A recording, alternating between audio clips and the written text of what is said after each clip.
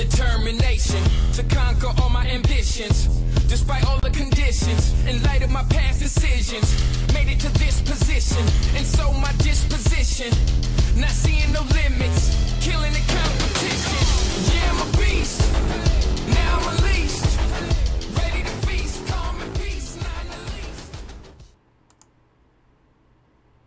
What's going on, people? It is Saturday night, and you know what that means. Next podcast is live. Guys, if you were wondering what was going on, yes, I did the intro right off the bat, in the beginning. You know, right where an intro is supposed to be. Is one of the little changes that we're doing on the show tonight. Shout out to everybody in the chat. I see the moderator of the year is in the building. Yo, huge shout out to Space Cat, Siberia. Let's see who else is in here. Stinking Corpse, one of my favorite names to see in the chat is Stinking Corpse. Guys, we have a great show lined up for you today.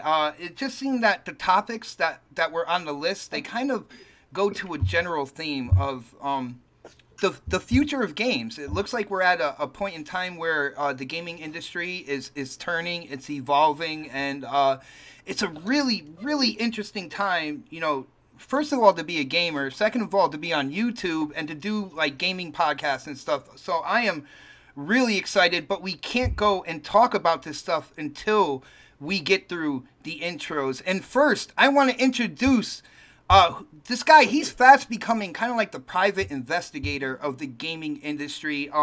I know I was on BGST this past Monday, and this guy is just like feeding us information, really good information as well. And it is my pleasure to introduce Predator! Yo, what's up, man? I'm checking out this awesome footage of mine right now, since it's on here this week, since it wasn't here last week. I did good? Did I do good? You did good. You did good. You even put me first today, so, you know, good job, man. Dude, I thought about that too, man. I was like, dude, I gotta put Pred first, or otherwise he'll hang me live right now, man. Yeah, the elephant was whooping my ass, man. But yo, man, another show, man. Happy to be here. Are we supposed to do our announcements now or later? Hey, no, later, man. I will dictate the flow. I'm sorry, moderator. Just flow with me, man. Sorry. Nah, it's all good, dude. I gotta say, when it comes to the gameplay, people who are listening to the show, I love the fact that you listen to the show, and you know the panel and kind of like the intelligent topics and opinions and stuff. That's what makes a great podcast. But if you haven't checked out actually watching the show, the gameplay is second to none. And Predator, dude, if I didn't do what I did today with my gameplay, you would have had #1 gameplay this week. But I gotta let you know, I feel like I beat you, and that's no bias. We'll let the crowd decide. I'm gonna have to take your word for it. Are we bringing back voting? What? Let's do that. Shh. Anyway, damn it, man. Yo, guys, I have a few announcements I'm gonna make after the intros, and these guys don't even know what I'm gonna be talking about, and Don might have let a little cat out of the bag. But anyway, speaking of the man, I know your lights started flickering when you heard that voice, and it's time to stand up, show that respect, kiss that ring, the Don! Hey, man, I guess we're doing things a little different. We've been doing it the same way for 2 years, and now it's all changed, so I'm going to have to get used to it. But still the same next crew, and let's do this. Nice. Don, I just have to ask, how many assorted meats did you grill today? Well, see, they're little smokies wrapped in bacon. Nice. Saturated in jalapeno jelly in the smoker right now. No joke. Yo, Don, I have to tell you, I know I was saying off air, I'm full, right? I am so full. I am that kind of full that I could just lay in bed right now and be happy watching like some like random TV show. But Don, you'll be very proud of me. I had, let's see, I had pot roast, I had ham, I had popcorn chicken, Oh Snaps had ribs. We went on a kind of like barbecue meat fest before the show today. We went to a place called this is gonna sound funny, Golden Corral, and we went ham, man. No pun intended, but dude, I am so full right now. See, I call that a salad. So I don't know what you're talking about. All right, well, we must move on here, and we're gonna introduce this man. Some people know him as the Angry Otter. I call him the personality of the Quest podcast. I did piss him off a week or so ago, but I think we mended our relationship. Everything is good. I bought him some new sandals that cover his big toe.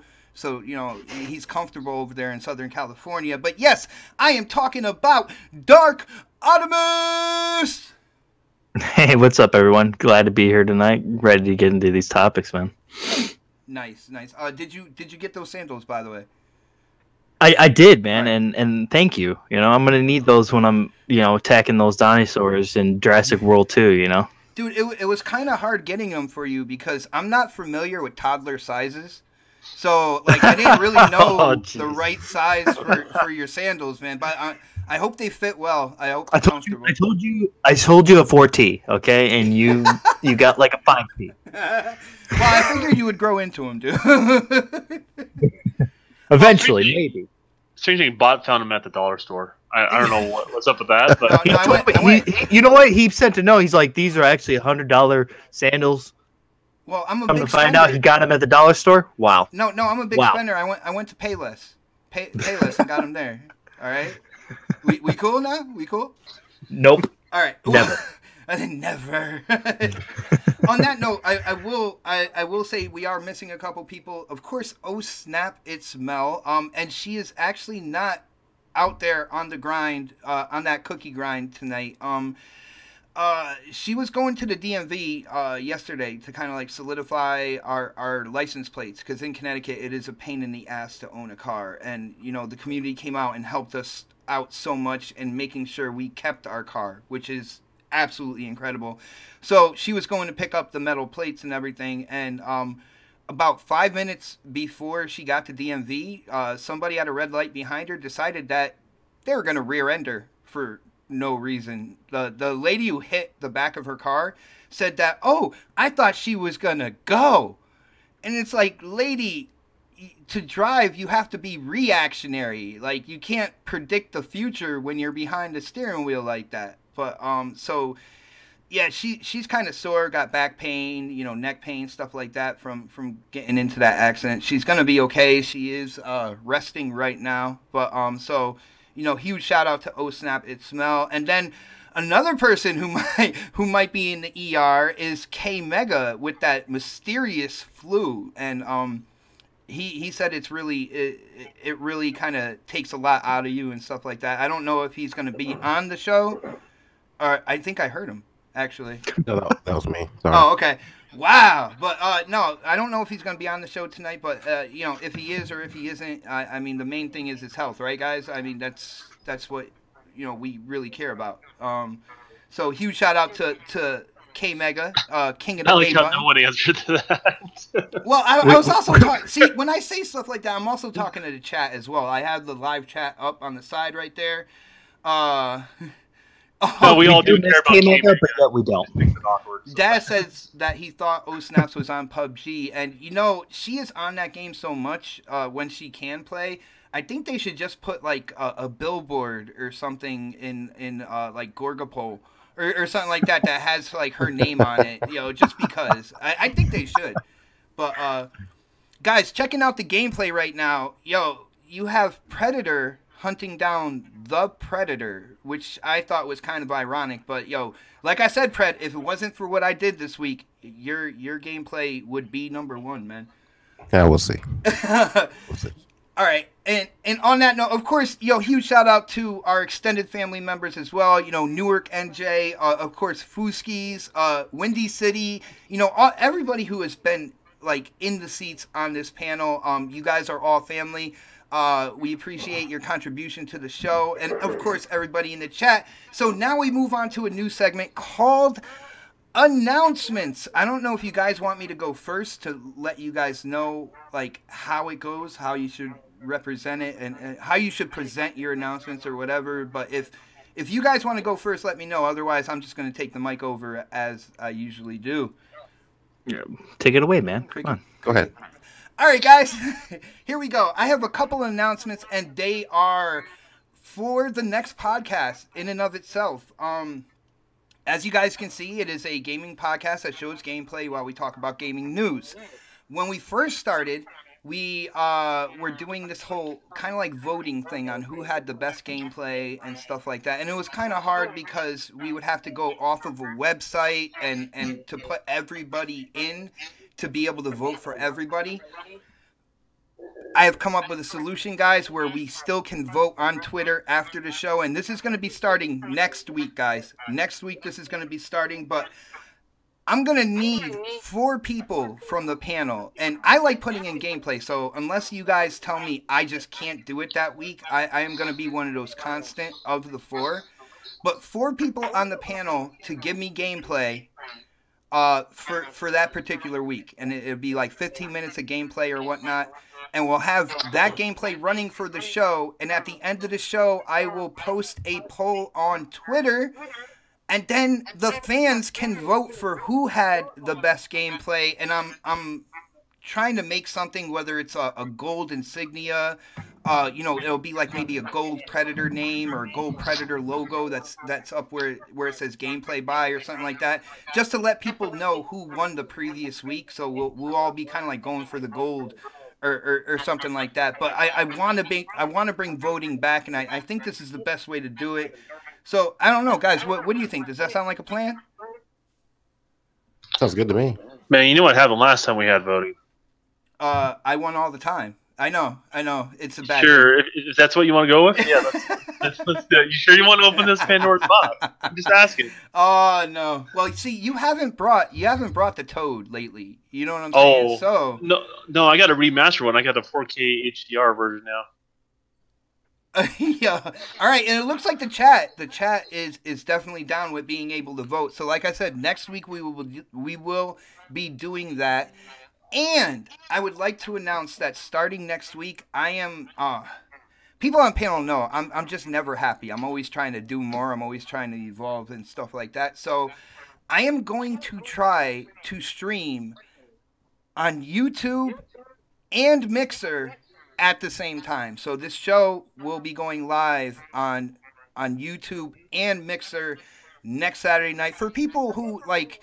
If you want to watch the gameplay full screen and stuff like that, but you have YouTube on your phone and you just have the gameplay and stuff going on your screen through Mixer, I will be trying to work out Restream when it comes to that, and we will be going live on both YouTube and Mixer. So what do you guys think about that? Stream anywhere? Is that what you're doing? Yeah, I'm doing it. Hashtag stream anywhere, hashtag next. Put it out there on Twitter, people. It's the menage a trois of the next podcast.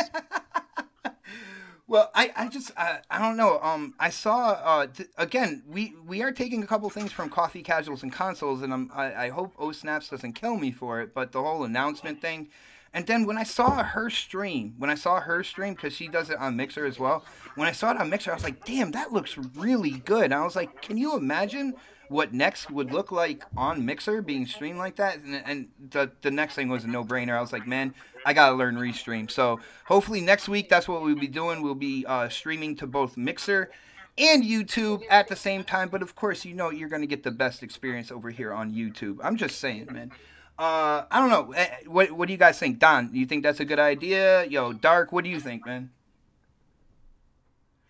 Awesome. I think Yeah, it's man, still, I mean, I think it's sounds good. good. Are you doing some of the stuff where the stream is interactive with your viewers?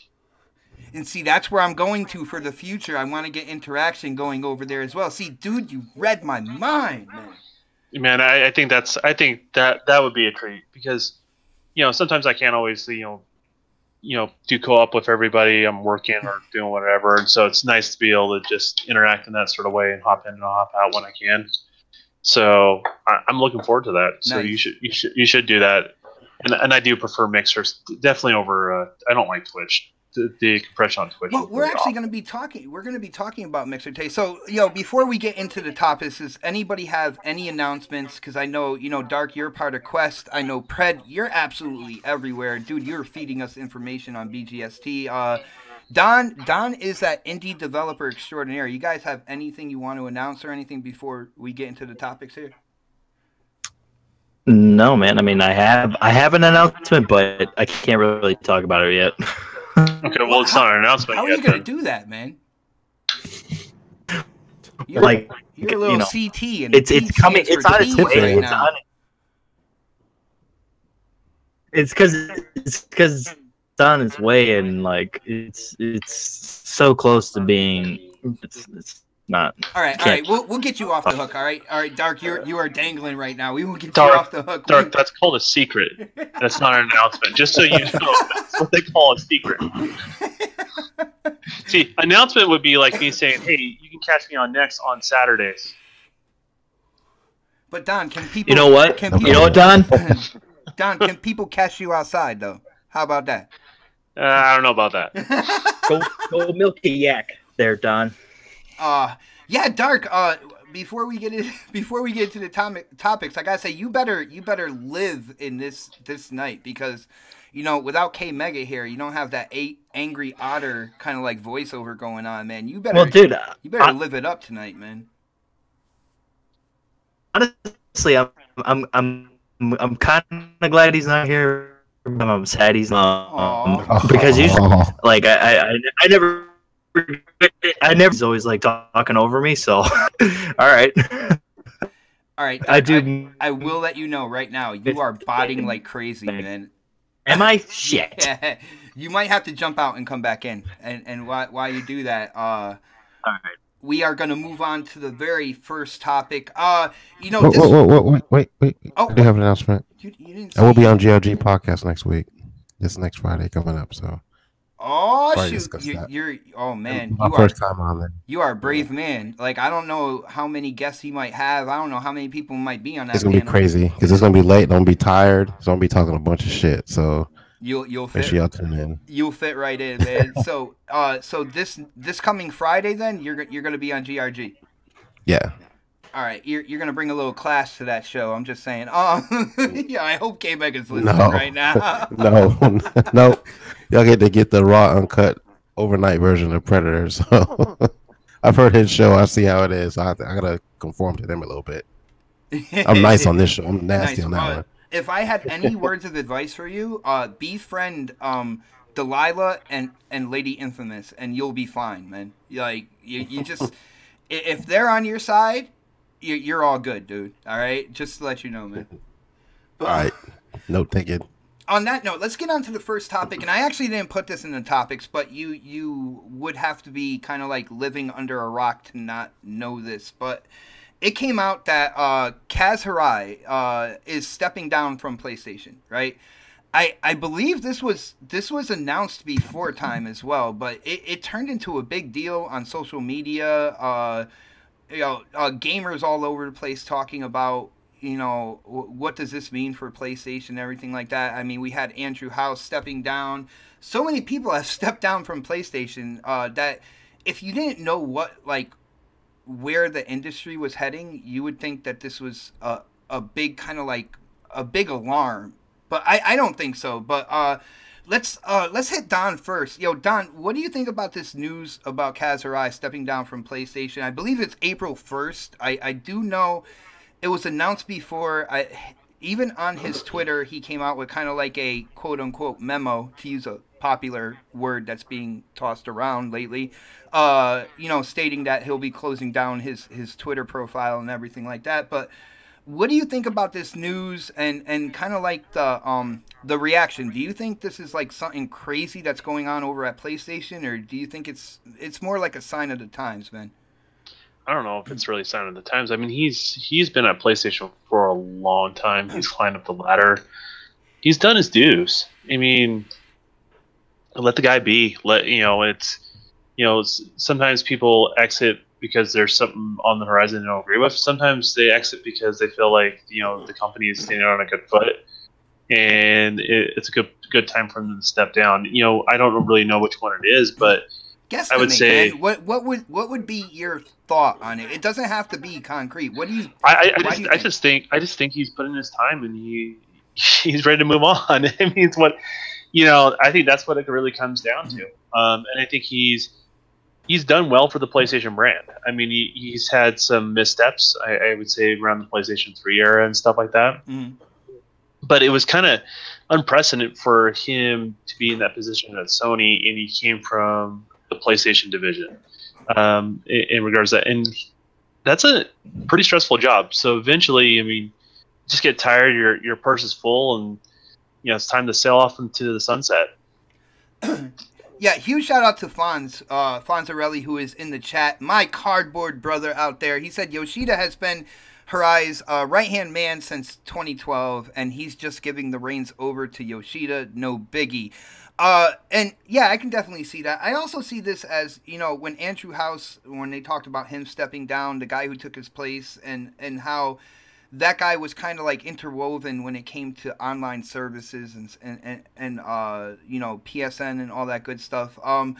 It just looks to me like, I agree with Don partly that, he's been around forever and, you got to retire at some point in time. And then I also think that it is also kind of like a changing of the guard in terms of what's going on with gaming, where these companies are going to really kind of focus on services and subscriptions and streaming and stuff like that. And I think they are kind of retooling themselves to really go for the future of the gaming industry and where it seems to be heading. So on that note, Predator, what do you think about this? Do you think that there's any common sense in what I said now? And what do you think about the reaction out there in the community when it comes to Kaz stepping down? I don't think it's a big deal. Dude's been there like 30 years or something like that, man. It's time, I mean, it wasn't like he was pushed out. The PlayStation division has been doing very well this generation. And I think he's like, hey, I'm done. I did what I had to do, and I brought it where I wanted to bring it, and let me let someone else take over. So, not a big deal. I mean, and the thing is, he's handing it off to someone who's been there equally as long as he has. So, like, his protege, if you want to call it that, is taking over the reins right now. So, like, it isn't like there's a brand new person coming in. I think there'd be a little bit more. Concern if it was like a brand new person that just coming up in the ranks, that no one knew about, no one had heard of, or something like that. But this is, it's Yoshida, so like he's been there for a while too, so not a big deal. I mean, it's just the guys. I'm retired from the military. I mean, like it happens. Do you have like military social media? Like, where's Predator? Like, what's going on here? Yeah, no, not like that. It's just like the dude's been there for a long time. It's his time. He wants to do shit other than sitting around in Sony's offices and doing work. So he's still on. From my understanding, he's still like on the board of directors or something like that, isn't he? Well, yeah, he's still getting a check. Is what's going on. So like, not a big thing. I mean, he's just like, hey, I've done enough, and I'm gonna sit on my ass and go fishing and hang out with my grandkids. So like, I mean, I would do it too if I've been at the company for as long as he has been. So I wouldn't put too much into it. I can see that the PlayStation division is slowly transitioning over to. You can see that too, right? Yeah. They're coming into like they're getting with the times where it's not just about console sales. They're slowly gonna start transitioning into the active users, game as a service type with the people they're hiring right now. So just reading the tea leaves and listening to their SEC whatever it was, their annual or quarterly. I listened to that whole thing. And listening to that, so like that's where they're heading. They're gonna start doing the same thing Microsoft is doing, because it's not about console sales, it's about profit. So that's what people tend to forget. They see 76 million consoles sold, but if there's not a huge profit, there doesn't mean anything. It's a business. So at the end of the day, they want to make money. So they're going to start doing what they can to make money. On that note, Nintendo is even going into services and stuff like that. I believe I kind of touched on an article real quick throughout the week. So they're even kind of like your crazy cousin of the video game world. They even know where the future of gaming is going, right? I think so, but I mean, like with the console they have right now with the Switch, it's not. I don't think it's built for that. If that makes any sense. They don't care.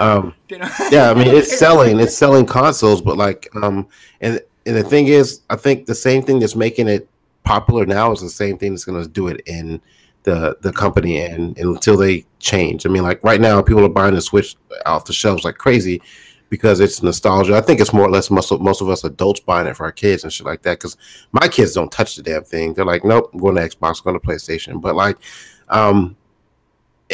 we see where the future is going. We all know it's going to go towards the game as a service, streaming type stuff. So until Nintendo catches on with that, right now it's fine. You know, when I said this, Fonz in the chat said the future is cardboard. Oh shit! You know, they can continue to do these little gimmicky things that they've been doing, and it sells like in the front end. Like they're like when I ran track, like you had sprinters and you had long distance runners, right? You had the people that could sprint, they could run 2 laps like nothing, you know, but make them run 4. You know, make it a longevity thing, and they couldn't do it. So right now, like, the Switch is selling like hotcakes right now, but it will hit that peak at some point in time, and then until they come out with more content, until they come out with something better than what they have, like I think more of a game as a service type model console. They're going to get to their peak, and they're going to just kind of plateau for a little while. You know, it's serious when the gaming industry seems to be going one way. You know, when you see Xbox going one way, you see PlayStation kind of going in that same direction, and you know it's serious when even Nintendo looks up and is like, "Oh, damn, we should look into that." Because they do whatever they want to, and I mean, come on, they sell cardboard to people, and it works. I mean, they do whatever they want, and people just throw them money. But anyway, let's move on to Dark. Dark, what do you think about this whole Kaz Hirai stepping down thing? The reaction on social media. Me personally, you know, when it's all said and done, I am a gamer. It is kind of a sad day to hear that, like, such a popular name saying that he's not going to be part of the gaming industry as of April 1st. And guys, it's not April Fool's either. This is real. Like, they even went out and said it. Even in the article they had in parentheses, this is not an April Fool's joke. So it is, I mean, it's kind of a sad day. You get kind of used to saying that name, or having that name kind of like around the gaming industry. But what do you think, Dark? You know, man, it's at the same time, it's like, Am I botting again? Yeah, you are. Am I botting again? Oh my god! No, you're good now. Because when you first started talking, you were. Yeah, I was trying to give him that second. By the way, guys, this gameplay right now is fire. It's straight fire right now, man. Dude, it looks good. But you know, I think, you know, it's he's stepping down for a reason. You know, like everybody, you know, every CEO of a company, you know, it just happens. You know, sometimes they're doing it for 10 years. Sometimes they're doing it for less. Go past the 10-year mark as a CEO. They usually are, for the most part, under 10 years. They'll step down and they'll retire, do whatever. You know, him doing that, you know, he wants to probably spend time with his family and his kids, his grandkids and stuff. It got too much, man. And you can't blame them, man.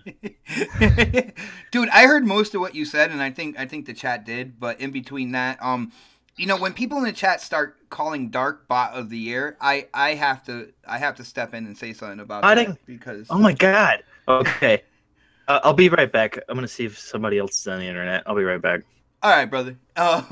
This would be usually when we ask K Mega, and K Mega goes off and like starts going crazy about PlayStation and everything like that. But like I said, he is not here right now. So don't worry, Dark's just adjusting his satellite dish. It's just out there. Like the cable guy. Hopefully he didn't throw one of his new sandals at the dish to kind of like adjust. He got to step out of that dam and adjust that dish on one of those trees over there. Well, the funny thing is, but you said one thing is a kind of a big deal. I don't want to underestimate it. It is a big deal. It is a big deal, but not in the way, like, in the sense of, like, the sky is falling, right? When you have leadership changes like that, you know, things don't just keep going the same direction that they always have, right? Exactly. You know, in one of the things was when they, you know, either serendipitously, like, it just naturally happens, or they look for a particular person in that position to take the company in a slightly different direction. In reason why that happens at big corporations is because they're like, okay, we've seen growth in this area, but we want to see more growth, and that's usually typical of any big corporation. And so they start looking at other avenues. So yeah, I mean, it's going to mark a change for Sony. I don't think it's going to be a change for the worse or anything like that. And I don't think Kaz is leaving because they want change.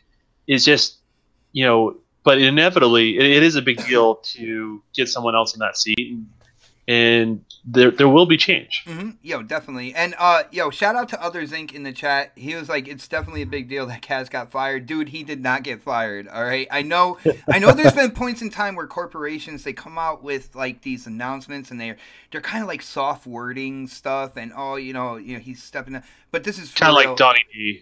Donnie D, that's a controversial leave, right? He got fired, yeah. Because look at the timing. Like, some people say he didn't. Some people say he did. He found this other job.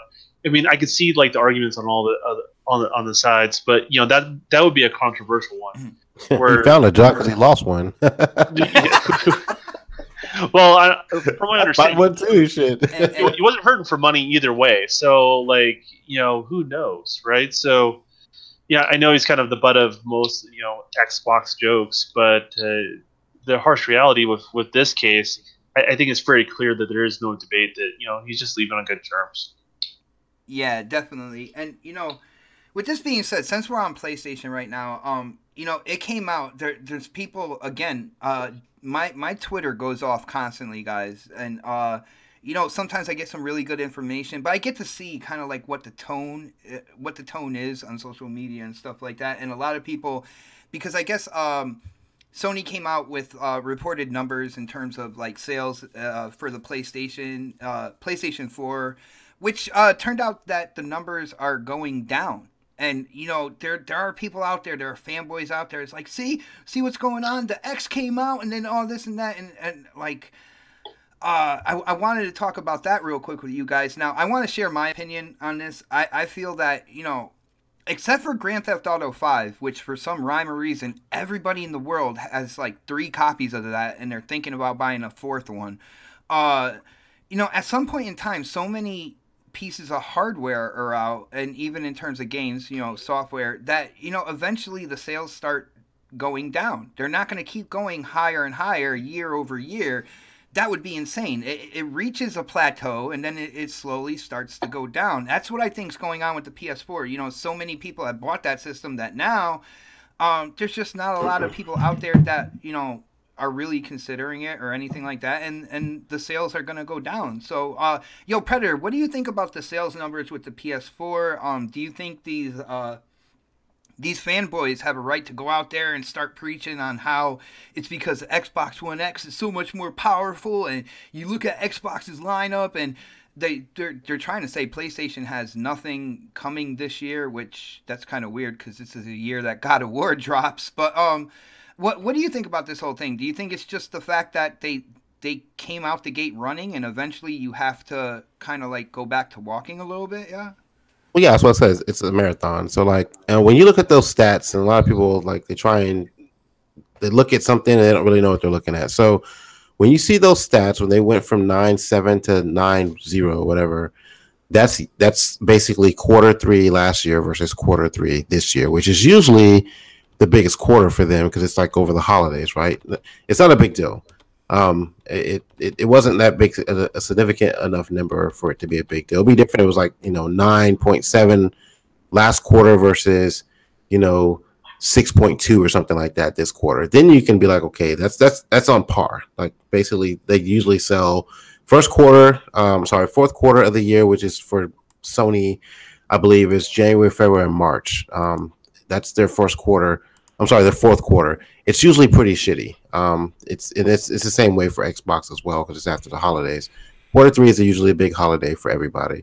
That holiday season. So there could have been some issues because maybe Xbox One X came out and they didn't have a stellar lineup over the holidays. That could have been a factor.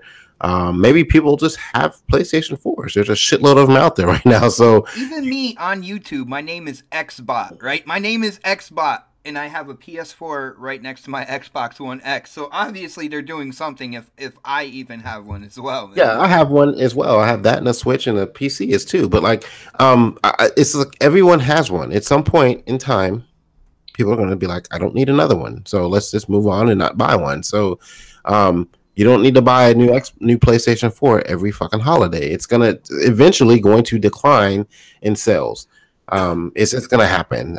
It's a natural, like, how many PlayStations, how many Xboxes, how many consoles does one person need in their house? I mean, unless they're trading and upgrading, et cetera, it's not. These numbers don't really mean anything. They still had a profitable year. I guess their PlayStation Live stuff did pretty well as well. So, like, you know, it's, as a company, Sony did very well this year. I wouldn't put too much emphasis in looking at that specific number. I would say, as a division, PlayStation has done great this year. Now, Sony as a corporation, there's still a lot more to be desired in that area. You know, when it comes to the movies, TV does okay. I mean, they trimmed fat with the computers. I think they're still doing cell phones, if I'm not mistaken. But their cell phone division, I think, was the shittiest part, and I think the movie. I'm trying to back up in what I read, but one or two, maybe it was the camera division, or maybe it was I don't know, because they have their cameras, their movies, the cell phone, obviously PlayStation division, and some other stuff they're kind of dipping and diving into. But like one of those brought everything down, like, significantly, like their numbers down, and. Yeah. I'm not sure which one it was. They were talking about the Jumanji movie a lot. They were talking about dude, that movie was good, man. Yeah, they were talking about that, and Spider-Man, obviously, coming up here pretty soon. So that was in their forecast stuff they were talking about for the future. But like their camera division, I think, is the one that kind of brought their numbers down. But you're right, as a company. Like, they're not doing bad, but they could be doing better if they kind of. And one of the things they were talking about in their earnings call was revamping their entire movie division. So, and I thought I saw some reports on them about them selling their movie stuff over their marketing rights over at Marvel and stuff like that, over to somebody else and putting it up for sale. But we'll see what happens in the next couple of months for that. But as a division, I don't think Sony's doing that bad. Their PlayStation right now is their bread and butter, though. Yeah, definitely. I think we have Dark Optimus back, and I think he might not like try to imitate me anymore. So, Dark, when it comes to Sony coming out talking about the PS4 sales, there's people out there that are really getting on like gamers case on how PS4 now the sales the numbers are going down. Like I figured this was going to happen at some point in time, because you know I know they came with that mid-gen refresh with the Pro and everything like that, but after a while, like when it comes to hardware, you hit that kind of like apex, and then it just gradually starts going down. That's what I think's going on. What do you think's going on, Dark? That's a good question, because I mean, you know, it's it's PlayStation. You know, they want to, you know, boast their sales this time around. You know, last time around it was mostly Xbox who's boasting their numbers. You know, and I think, you know, everything plateaus at a point, you know, and we're starting to see the beginnings of a plateau where it's just like, you know, they're not selling as much consoles. You know, everybody who, you know, already has a PS4 aren't going out and buying another PS4, you know, and it just makes sense.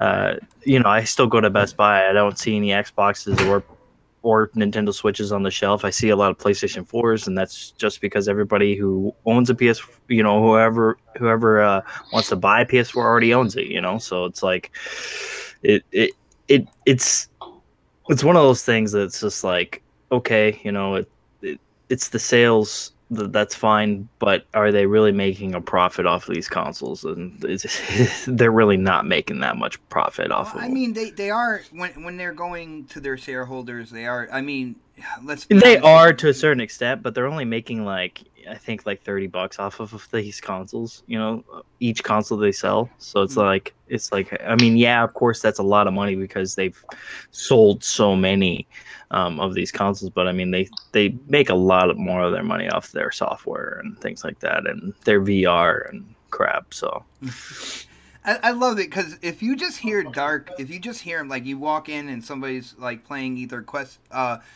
or Next, like, and you hear Dark talking, it sounds like he's being PC about it. But if you listen to his words, he's like, well, yeah, I don't know, they're selling like shit. Is basically what he sounds. Like, he sounds PC, but when you listen to the words, it's like, oh, hold on, Dark, what are you saying? Well, I want people to think that I'm being, PC, and then throw a curveball at them. Yep. Well, you definitely do that. I don't know. When it's all said and done, guys, I don't think it's something to run out onto Twitter and start kind of like with the laughing emojis talking about like PlayStation is done and all this good stuff. At the end of the day, sales for hardware are gonna decline. I mean, what are we? Let's see. That just 5 years in on this generation, dude. That just makes you look stupid, to be honest. Like when you do things like that, that just means you don't look at the news, you don't pay attention to what's going on in the industry. You're ignorant to everything, and just don't do that. Don't make a fool of yourself. Stop being ignorant. That is the highest pitch I can go, by the way, guys. I just want to let everybody in the chat know. Like, I thought your normal voice was the highest pitch you could go, but I guess I didn't know there's another level there. People told me ever since I had neck surgery, I actually sound like I'm 14 instead of 13 now. So you grew an age. Yeah, I'm graduating. But on that note, let's move on to the next topic. It's something that a lot of people, because it kind of dropped on Sunday/Monday, so a lot of people have been able to really kind of like sink their teeth into this. But let's talk about a potential acquisition of either EA, Valve, or PUBG by Microsoft and Xbox. Now, I will say, before this announcement for Game Pass, with what they were saying with how first party is going to be in day and date, and how Phil Spencer came out and Satya Nadella came out, and they basically said, yeah, what we're aiming for is a Netflix type gaming service. And before all that, if somebody had told me, you know what, Xbox, they're thinking about buying EA, I would have been like, yo, you are fucking out of your mind. Like, there's no way that's going to happen. But with these announcements and what they're trying to do with having a Netflix service, I can easily see like EA Sports games being in Game Pass day and date, but still being multi-plat.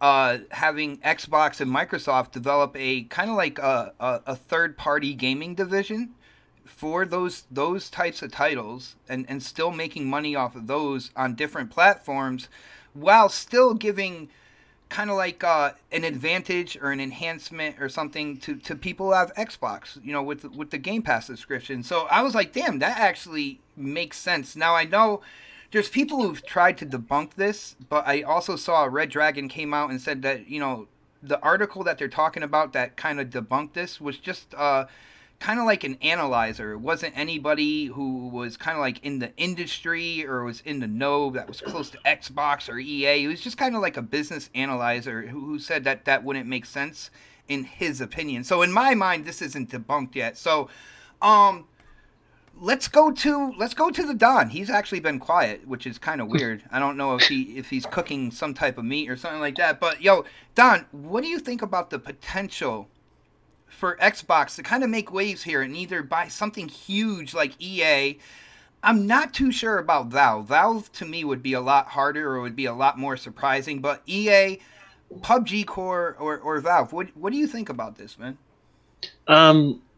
It's one of those things, like it's hard to fathom, right? Because it would be one of the biggest fundamental shifts in the game industry I think has seen in a long time, right? It's a huge acquisition as far as all that stuff is concerned. And to be totally honest with you, I would have totally dismissed it. It weren't for the fact Hold that thought. I got to give a huge, huge shout out to our boy Michael, who did hit up the super chat.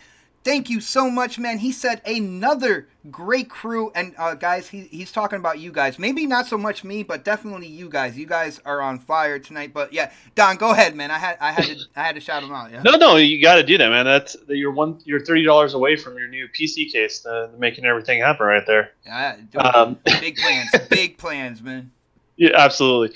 But I wouldn't have given it like the time of day, the whole rumor. It weren't for the fact that a couple key changes at Microsoft, right? You see Phil get his promotion. You see right after that they day and date with first party titles, and then you also see things like believe it or not, like Matt Booty. Like I didn't really fully grasp Xbox got that booty. Don't go there. Man. So, but I didn't really fully grasp like what is really Matt Booty going to be able to bring to the table, and then you hear about this rumor, and then you're like, okay, that makes a little bit more sense, right? Mm-hmm. You think about how much Microsoft acquired Minecraft, right, and they're able to be profitable with that, and it is a multi-plat product that Microsoft owns.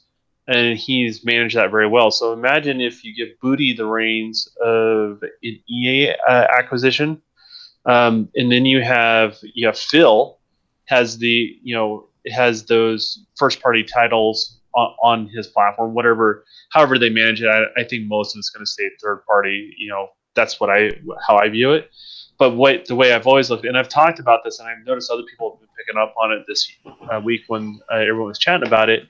It's a good way for Microsoft to kind of leverage some of the other platforms such as Azure and cloud compute and all these other things that they're Dude, they pursue in the future. Dude, but imagine hold on. Imagine a Madden, right, where they finally use because EA is known for shitty ass servers. So Madden using Azure servers and then still being multi-plat, but kind of Microsoft going over to Sony. And it's like, well, here's the deal.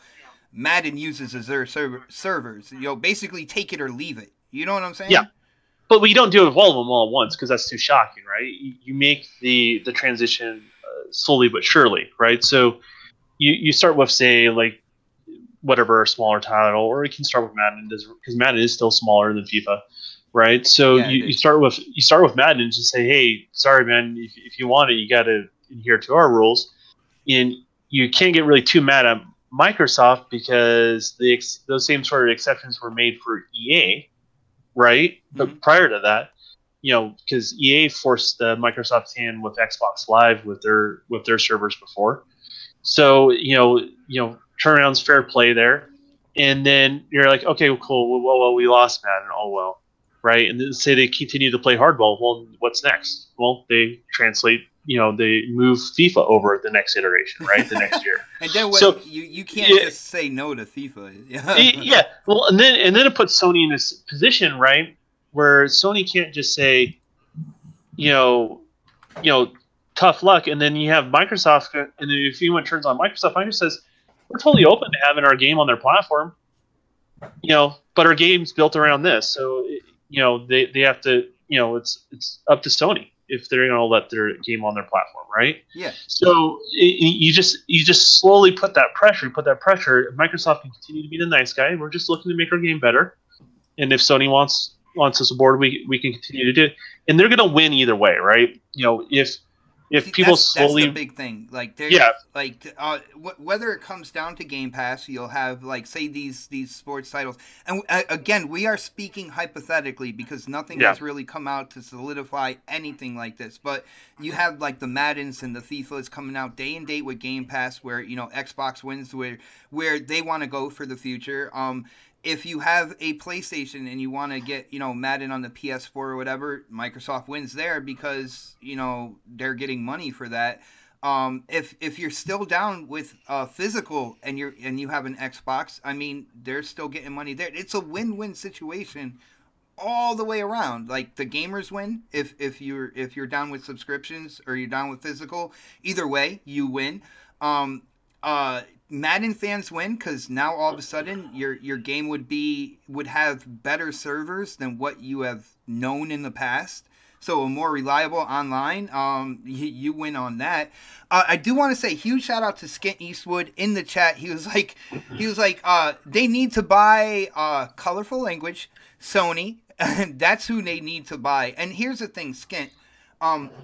Xbox, their image has been like, their image took a hit beginning of this generation, right? And a lot of what they've been doing is trying to move into the future, but also they're trying to kind of like rebuild their image. And there is no way that would look good on them if they just went in and tried to like do a hostile takeover for Sony, because that's what it would be. It wouldn't be anything but a hostile takeover. Sony would not agree to that. Plus, you have to keep in mind that there are Japanese laws that kind of protect Japanese corporations as well. So that would be just an easier said than done sort of thing. Exactly. It would never happen, gentlemen. Oh! It would never happen. What is this? Sick Mega. Here he is. Hey, what's up, man? Instead of going to the doctor, I did a video. I talked to a doctor through my phone. Oh, really? So, yeah, it was something that was due because like I was saying before, I wasn't gonna pay $100 to go to emergency. I was like, I'll just wait till Monday to do the $25. You know what I'm saying? I mean, yeah. I know that's cheap as hell to stay alive, but you know what I'm saying? It just was no way. So this was a lot cheaper, and so it was really weird. It was slick though.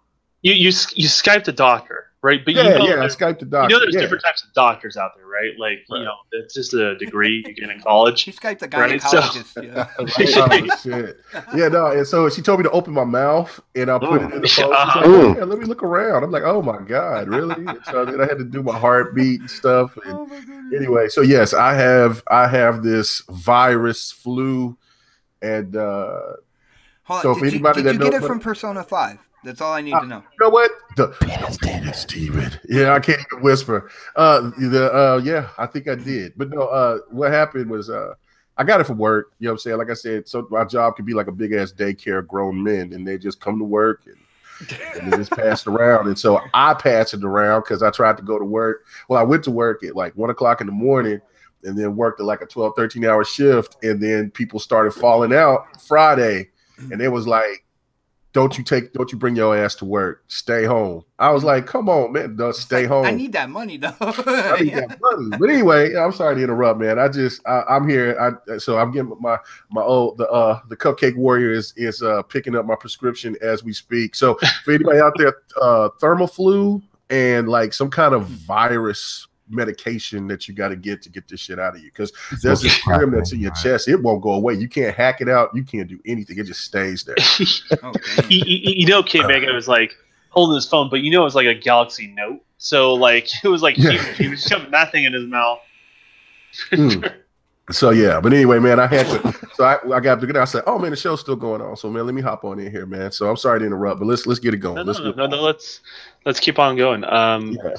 So Bot, I mean, and then I think what else we were talking about? What is Valve? I think Valve is just as on their wish list as much as EA. To be honest with you, for a lot of reasons too. Really?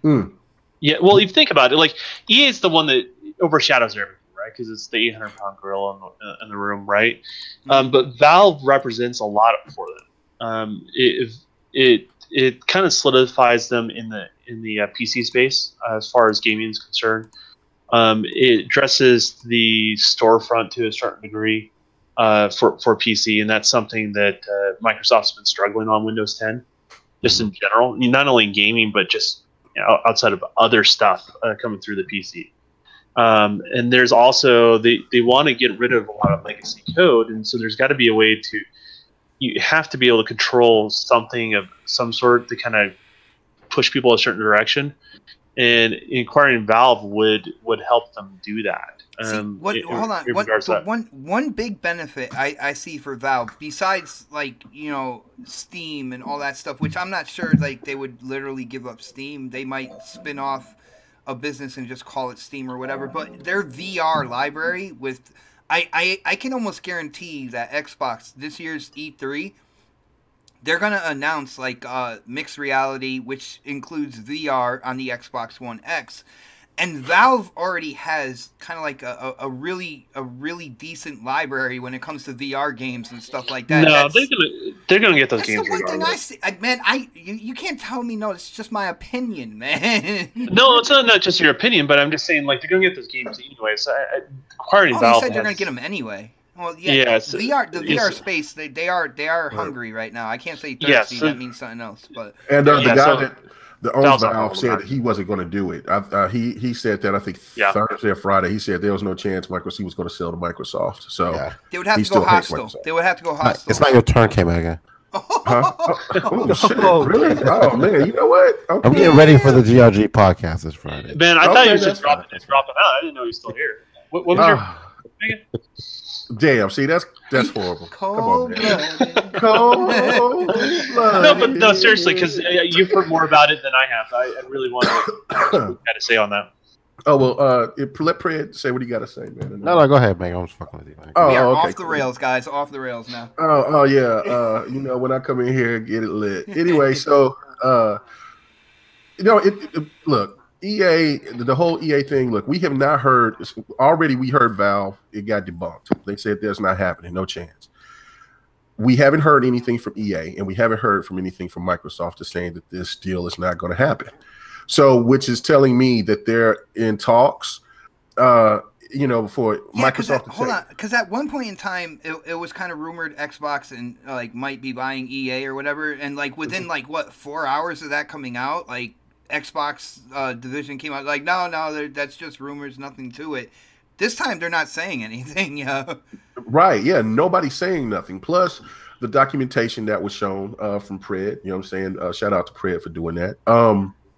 And doing his homework and stuff. There's something going on, and we don't know if that means that they're going to get a part of the market share, which they'll have. What Microsoft have the majority. EA will still have their name, but Microsoft will just own more of their share, which means that they can. EA will still have their name, but they'll be using Microsoft money. Right, and then the biggest factor, I think the people that are skeptics, it is it's EA's it's what the people think. The public looks at EA. It's horrible. It's in the top 5 of the worst companies in the United States. It's behind Equifax, where Equifax that's bad. Messed up and gave up everybody's social security numbers to the people. It's behind University of Phoenix, which is just ripping people off. It's behind the Fox Network group. Oh damn! Entertainment Group, which is you know what I'm saying. It's like the sleaziest of the sleaze, and so they got EA in the top 5 out of the top 40.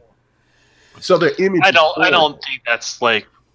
I mean, I understand it's there, but come on, guys. They're not clubbing baby seals. They're not doing that. They're not. I can think of a lot of other companies. That's the thing, though, Don. That's the thing. I don't hate EA. I don't look at. I'm just going by what the consensus is saying and what people. They just hate EA, and then you see the media going after them again because they bring it back to microtransactions to Star Wars. So they have an image problem. That was the word I was trying to figure out before. No, you're right. They definitely do, especially with the whole Star Wars thing and all that going on. But at the end of the day, with EA having that image, right?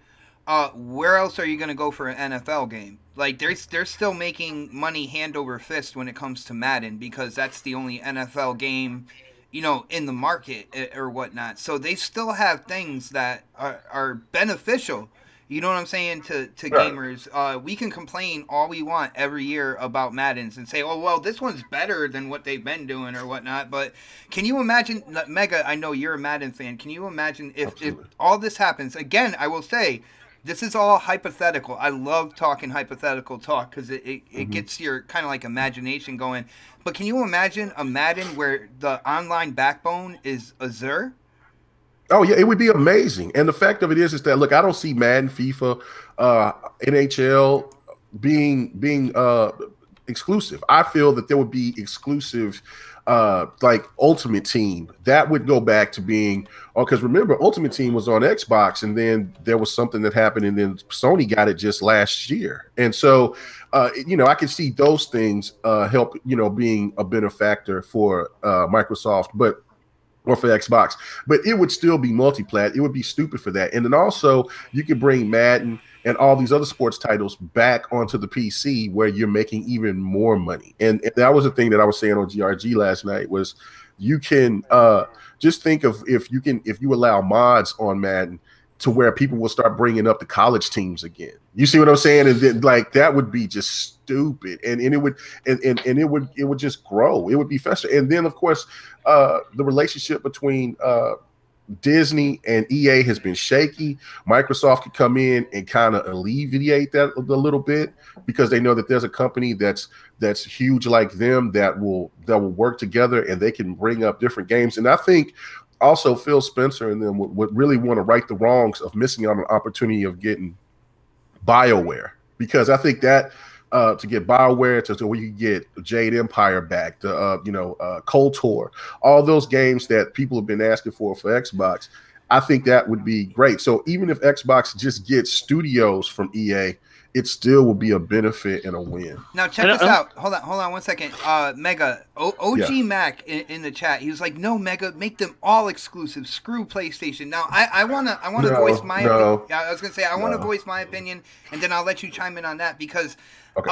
When it comes down to it, when you think of Madden, FIFA, and you don't want to be the bad guy here to take these games away from other platforms. And if you're going to make the money off of them and still have a benefit to your platform, which is like having these games day and date on a Game Pass, it's only $10 a month, people.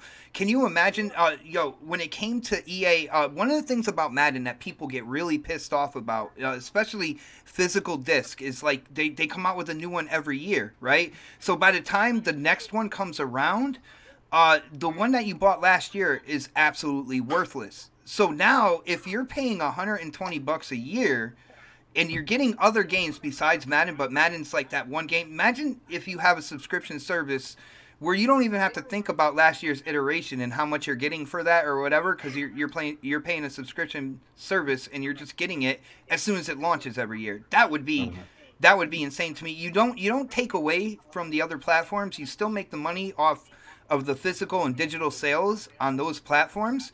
You're making even more money because now you have an even bigger user base if you're using the Azure platform.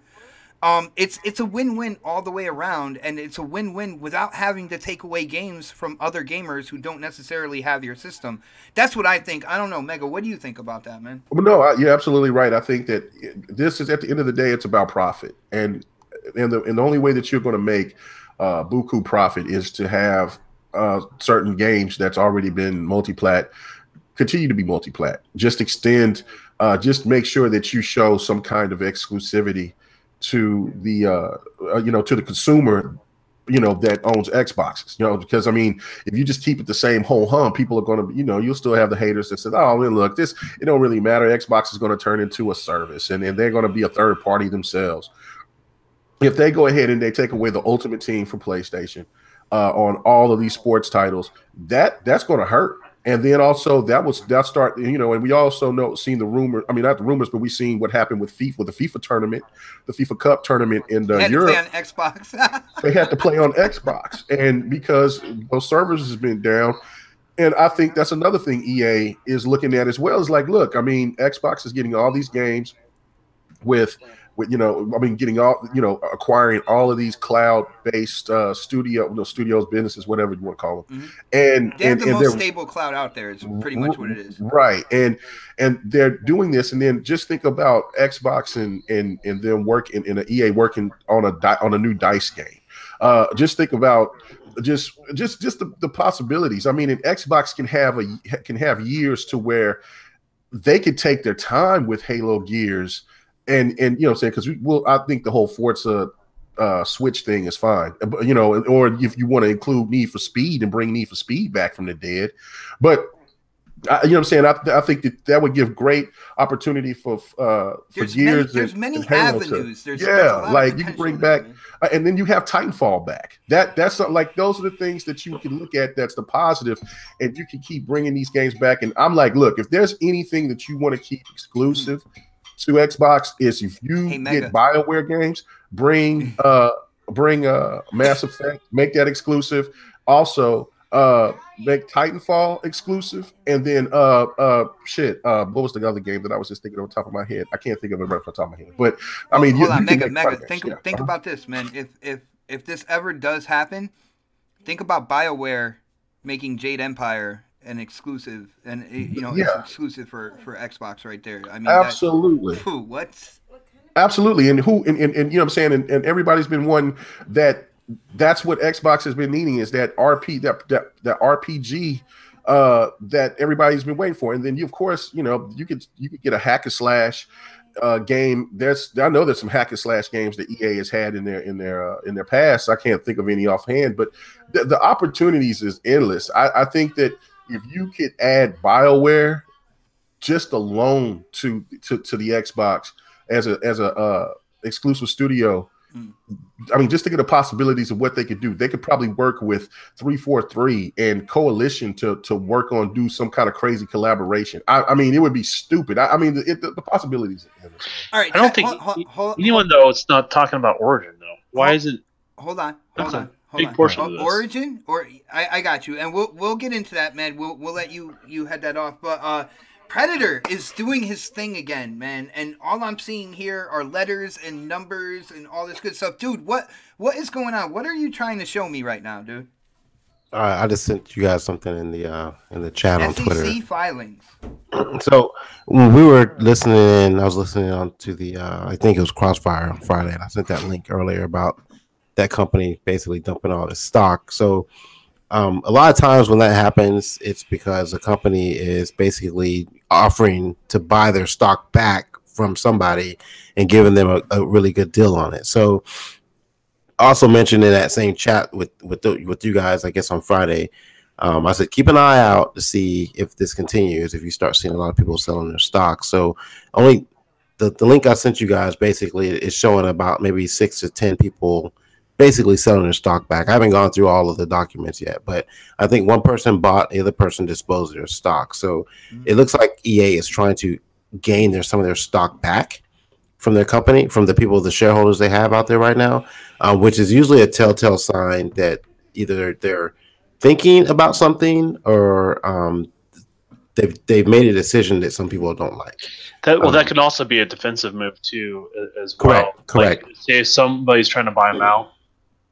Correct. And they're like, oh no, we're gonna buy up all the available stock ourselves, so someone can't sweep out from. So they can't get that 51%, right? Yeah, exactly. Yeah. So, or they could be cashing out because they feeling that they that they might not be there anymore, and so they want to recoup their money as quickly as possible. I mean, look, if that all the bullshit aside, if you could listen to these articles and everything else, but the stock market don't lie to you. No, it does not. And when the stock market moves and there's chatter there's something going on. There's guys. something going on. There's something going on. It's just whether or not it comes to fruition or not. But those where you see people kind of like selling their stock back to EA. EA's buying their stock back. Pred's absolutely right. Either they're getting a really good price, and so they're cashing them all in or whatnot. But there's definitely something there. Either it's defensive, the way Don said, or either that, or they're buying the stock up. What now, Pred? Now, if it's not defensive, they're buying the stock up. What to hold the 49%, or to sell it to Microsoft at that point? It could be both. They could want to keep something within their own division, I guess, or maybe they're trying to get to the 51% to give. But for them to have market share, they obviously have to have the 51% anyway, so they would already have that. So it looks like they're trying to hang on to something else. If any of this is true, and I kind of gave you guys a disclaimer on Friday, there's a lot of things could be happening right now, so I don't want to get everyone's hopes up and stuff like that, because I don't think it's personally. I'm going to go on the record now. I don't think it's going to happen. personally. But I mean, it's good to think about now with Game Pass and everything like that. If I had to put my money on the horse in the race, I would say no at this point in time. Yeah, But I would say no, and especially with the Valve thing, I don't think that's going to happen. No. The PUBG thing, I think if it was going to happen, it would have happened already, because they've been really aggressive with the marketing for PUBG. Well, and to buy picking up PUBG, Bluehole. I mean, let's just face it. That's like change in Microsoft's couch right there. Yeah, that's the easiest acquisition. But the thing is, like, how long is PUBG going to be popular? Like right now it's good, right? But once you start seeing like Fortnite might take over, once Sea of Thieves comes out, like PUBG might be an afterthought. So it depends on Bluehole at this point. And the longer they wait, I think the cheaper it's gonna be. So I think the time to sell out would have been like maybe 2 months ago. And the longer they wait, and you got like I think EA's when I was listening to EA's press call the other day, they were talking about doing a battle royale mode for Battlefield, the next Battlefield coming up. You got Ghost Recon thinking about doing it. You got like all these other companies are going to do this mode, and it's just going to drown out PUBG.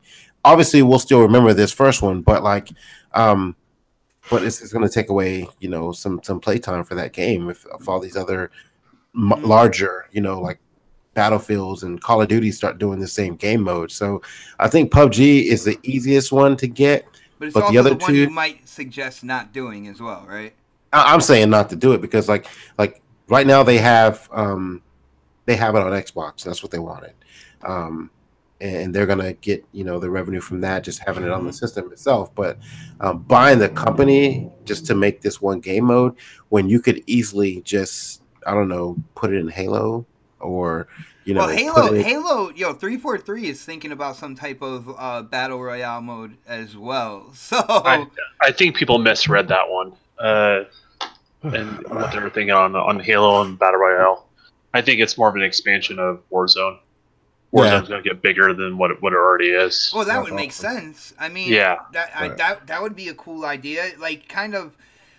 Blending the two as well. I mean, when you look at it, you have developers out there. There's this one mode, all right? You have this indie developer who kind of like struck gold with this one mode. But you have developers out there that have been in console gaming for years, who have the experience and stuff like that, that will be able to put in a game mode, a similar game mode or evolve that game mode on other games, and we'll do it without any frame rate glitches, without rubber banding, without this, without that. You know what I'm saying? And eventually, over time, people are going to want that kind of like smoother performance game as compared to this one. I mean, look at it this way: would it be cheaper for Microsoft to make their own game from the ground up, and just a game mode like this? No. Would it be cheaper for them to buy Bluehole and let them? I'm sorry. Go ahead, Brad. No, I'm asking the question. No, I don't. I don't personally, because of the fact that if they would do that, then you would have people that say they're just copycatting. They're just playing the Fortnite role, and then it would be scrutinized more than it would be praised. Well, financially, though, like, would it be cheaper? It probably could, but it it just would make more sense since it's already on Xbox right now to just try to go for it. I mean, I think the biggest benefit for Microsoft of this, if they could acquire EA, I would do that first before I would. That would be the most promising thing to me over Valve, over everything else. I mean, Valve, they have the PC space or whatnot for the time being. I see no problem Microsoft and Xbox just kind of working with Valve in terms of putting games on Steam or whatnot. But EA is kind of like, that's the most interesting thing. And Pred, I gotta say, Skint Eastwood in the chat asked how much EA would actually cost. He's like, Microsoft tried to buy Google at one point in time for $23 billion, and they said no. Now, I do know EA is worth anywhere between $34 to $38 billion, but with having 51% of the shares, would that mean that they would only have to spend like a little more than half of that to get them, or? Because if they have market share, I think they can basically just do a hostile takeover at that point. Yeah, but you don't want to be hostile, man. They spend so much time kind of like that. It would have to be an agreement of some sort. I don't see them. when you spend so much time trying to kind of like work on your image and everything like that, I just don't see them saying, you know what, screw you guys, I'm buying you out. Like I'm gonna go with the other direction, which K Mega was saying before. I think maybe there were some talks going on about EA, but it wasn't about the company. It might have been about franchises instead. Maybe they're trying to get, Mass Effect. Maybe they're trying to get some of the older franchises that they own and trying to purchase those. Because, like, I was talking earlier, I was like, you know how much of a nightmare it would be for them to purchase EA just from the, like, paperwork, all the licenses and stuff like that, like that whole process. Because, like, with the all the EA Sports titles, and I mean, like, it would be fucking hellacious just dealing with that. Even if they acquired them today, I don't think it will be finalized for like another 6 to 8 months anyway. But they acquired things that are way more complicated than that. I mean, just buying Havoc or Simply Gone, and how that's like almost it's in more games than what EA's got in their catalog and their license and stuff like that. So, I mean, I think that's a different. Wouldn't that be a different issue in terms of them using like Havoc or whatnot? Wouldn't that be because with EA, you look at the exclusive contract with Madden or whatever. Now, there would have to be paperwork or filings that the NFL might be like, well, we want to be on all platforms, so we need that in our paperwork as well. Like there would I can see a huge mountain of paperwork just for the acquisition itself, and I can kind of see what Predator's saying with all the different licenses. Yeah, but it's no different than what they've already done. I totally agree. I don't think it would be as hard as that it would be. I think it would be so much of a benefit for them to acquire them because of the fact of the Xbox store, and then you have Origin. You can implement Origin on the PC and kind of weed out the Windows store. You got to win right there. Because I mean, you have a fantastic. What you got against a Windows store, man?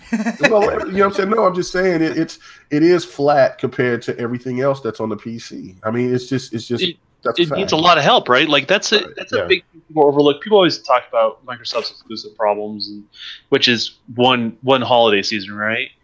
But you look at their storefront. Their storefront is a much bigger problem, way more bigger problem. It equals out way more dollars than 2 or 3 exclusives. So, and especially on the PC platform. So that's why I say, like, there's some credence to, I don't know what they're going to require, but like the plan is much bigger than a couple exclusives on their console.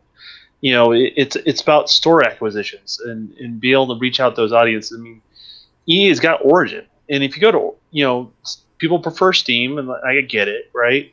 But if you go to Origin, it's not that the Capcom doesn't put their games on Origin. It's not that Ubisoft doesn't put their games on Origin, right? So, that has credence and value, huge amount of value to Microsoft, especially. So, these are things that I'm sure if any of these rumors are true, there are things that are on the table that they're talking about, and it's part of the discussion on why they would buy it. Guys, I want to just stop for a second and applaud you guys, because out of all the stuff I've heard about this acquisition, I gotta say this is probably the most intelligent conversation I have heard about this whole thing. A lot of people put their feelings into it and stuff like that, but at the end of the day, guys, it's business. You know what I'm saying? You don't put your feelings in business. So many. I know Mega said it. I know Pred said it. At the end of the day, it's about profit, and that's why.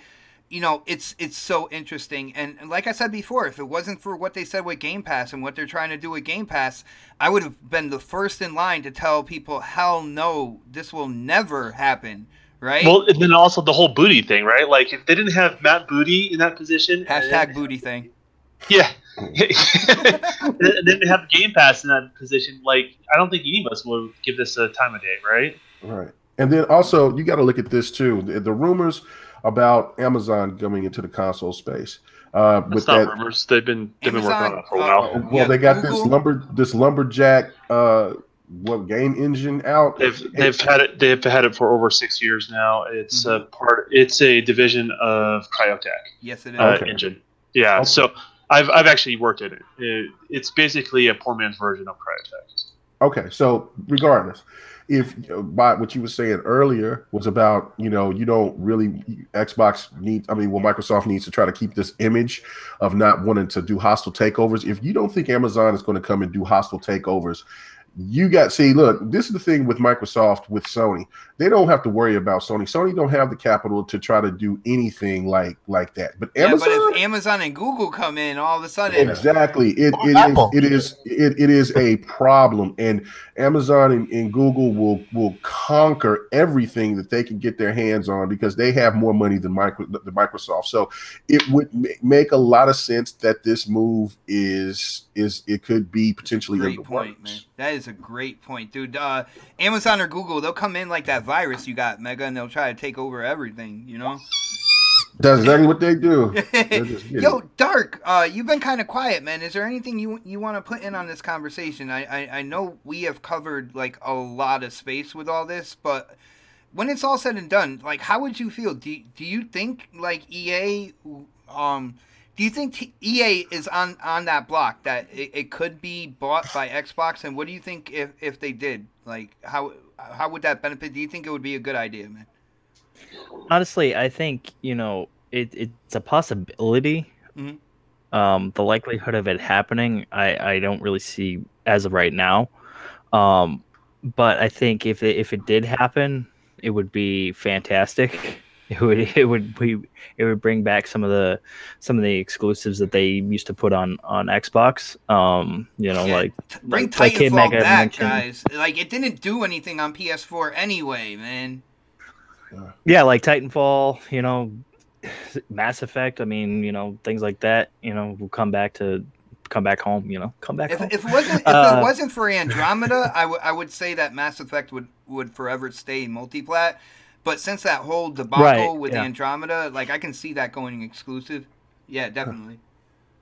Yeah, I you know, it's interesting. Let me talk, K. I was gonna say, give him his time, Mega. I'm sorry, man. I'm sorry. That's why I shut up. I was like, yeah. Passionate gamers right there, man. No, but stop. Go ahead. You know, I think honestly, you know, I don't think I can't. You know, I know people are saying Valve is in the running. Nah. It ain't gonna happen. I think Valve is making too much off of Steam. They're doing their own thing. They're doing really good over there.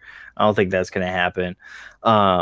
I think, you know, if PUBG, like Pred said, if they really were gonna buy PUBG, they should have done it already. Mm-hmm. I don't think that's gonna happen. You know, they haven't really proved themselves as to what else can they make. You know, they've only made PUBG and that's it. We don't know what they've, you know, made.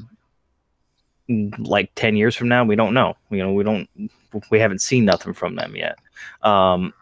That's substantial. That's going to last a long time. You know, PUBG's great right now, but I mean, is it going to really last, you know, 10 years or whatever? It's going to last at least 2 years. Yeah, I mean, it's gonna last for a while. Yeah, I agree with that. You know, it's going to last for however long as many people are playing it. Oh, Snap's trying to attack but me. But I think, you know, with EA, EA is probably the better chance of Microsoft buying them than anybody else, simply because of the fact that, you know, I think EA is they're kind of hated right now. They're one of the most hated companies in the world, and I think if being nice, by the way, right now. Yeah.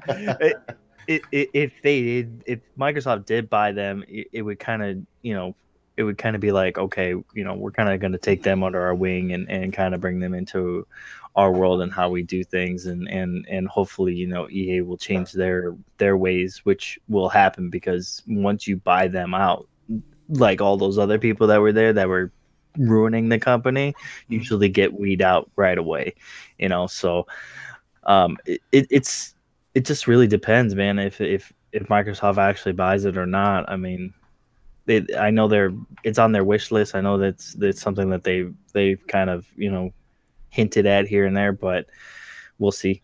We'll you know, let me ask you this, Darth, though. So, like, you know, let's start with, you know, Xbox, but more and more time goes on, it seems like the smoke and the fire surrounding EA really hasn't been confirmed. It's no smoking, only vaping. Microsoft. No smoking, only vaping. But you get what I'm saying with that. Like, a lot of that has to do, like, all the signs are there's something going on at EA, but there's not necessarily, outside of this one person speaking up. I don't see any signs coming from Microsoft yet. Would you agree? Yeah, I agree. There's no really true, evidence as to if they're really gonna buy them or not. It's all rumors right now. It's not anything substantial, and I mean, the media has been making it seem like it's substantial. Like I listen to like sometimes I'll listen to The Know just for shits and gigs, and dude, and it I was watch hilarious because that's like entertainment. It's like it's entertainment. It's funny, dude. It's like really like they started talking about Microsoft gonna buy EA, and they made it sound like they were actually gonna buy it, and it's just like that's not even true. That's not even remotely close to what I think is entertaining about The Know is like they'll put in little jabs, right? They'll talk about how that would be good for Game Pass and stuff, and then they'll throw in a jab like, well, Xbox has no exclusives, so like, and I'm like, really? Yeah, like, you're professional. Like, why you say that? It's like if PlayStation had the same thing, would you say the same thing?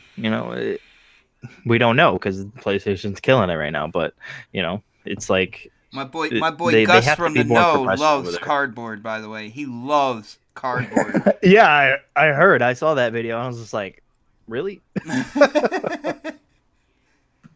But I don't know. When it's all said and done, nothing has been solidified yet. I do love the fact, Pred, man, you are an invaluable part of this community just because you have a business background. You know how to look into these filings and everything like that, and not necessarily say this is definitely going to happen. Just let people know kind of like the business tendencies. Like when you see this means that there's a possibility of A as compared to B or whatever. And dude, your insight in this has been incredibly valuable, man. I love hearing what you have to say about this, and I hope that they put more out there that you can dig up, man.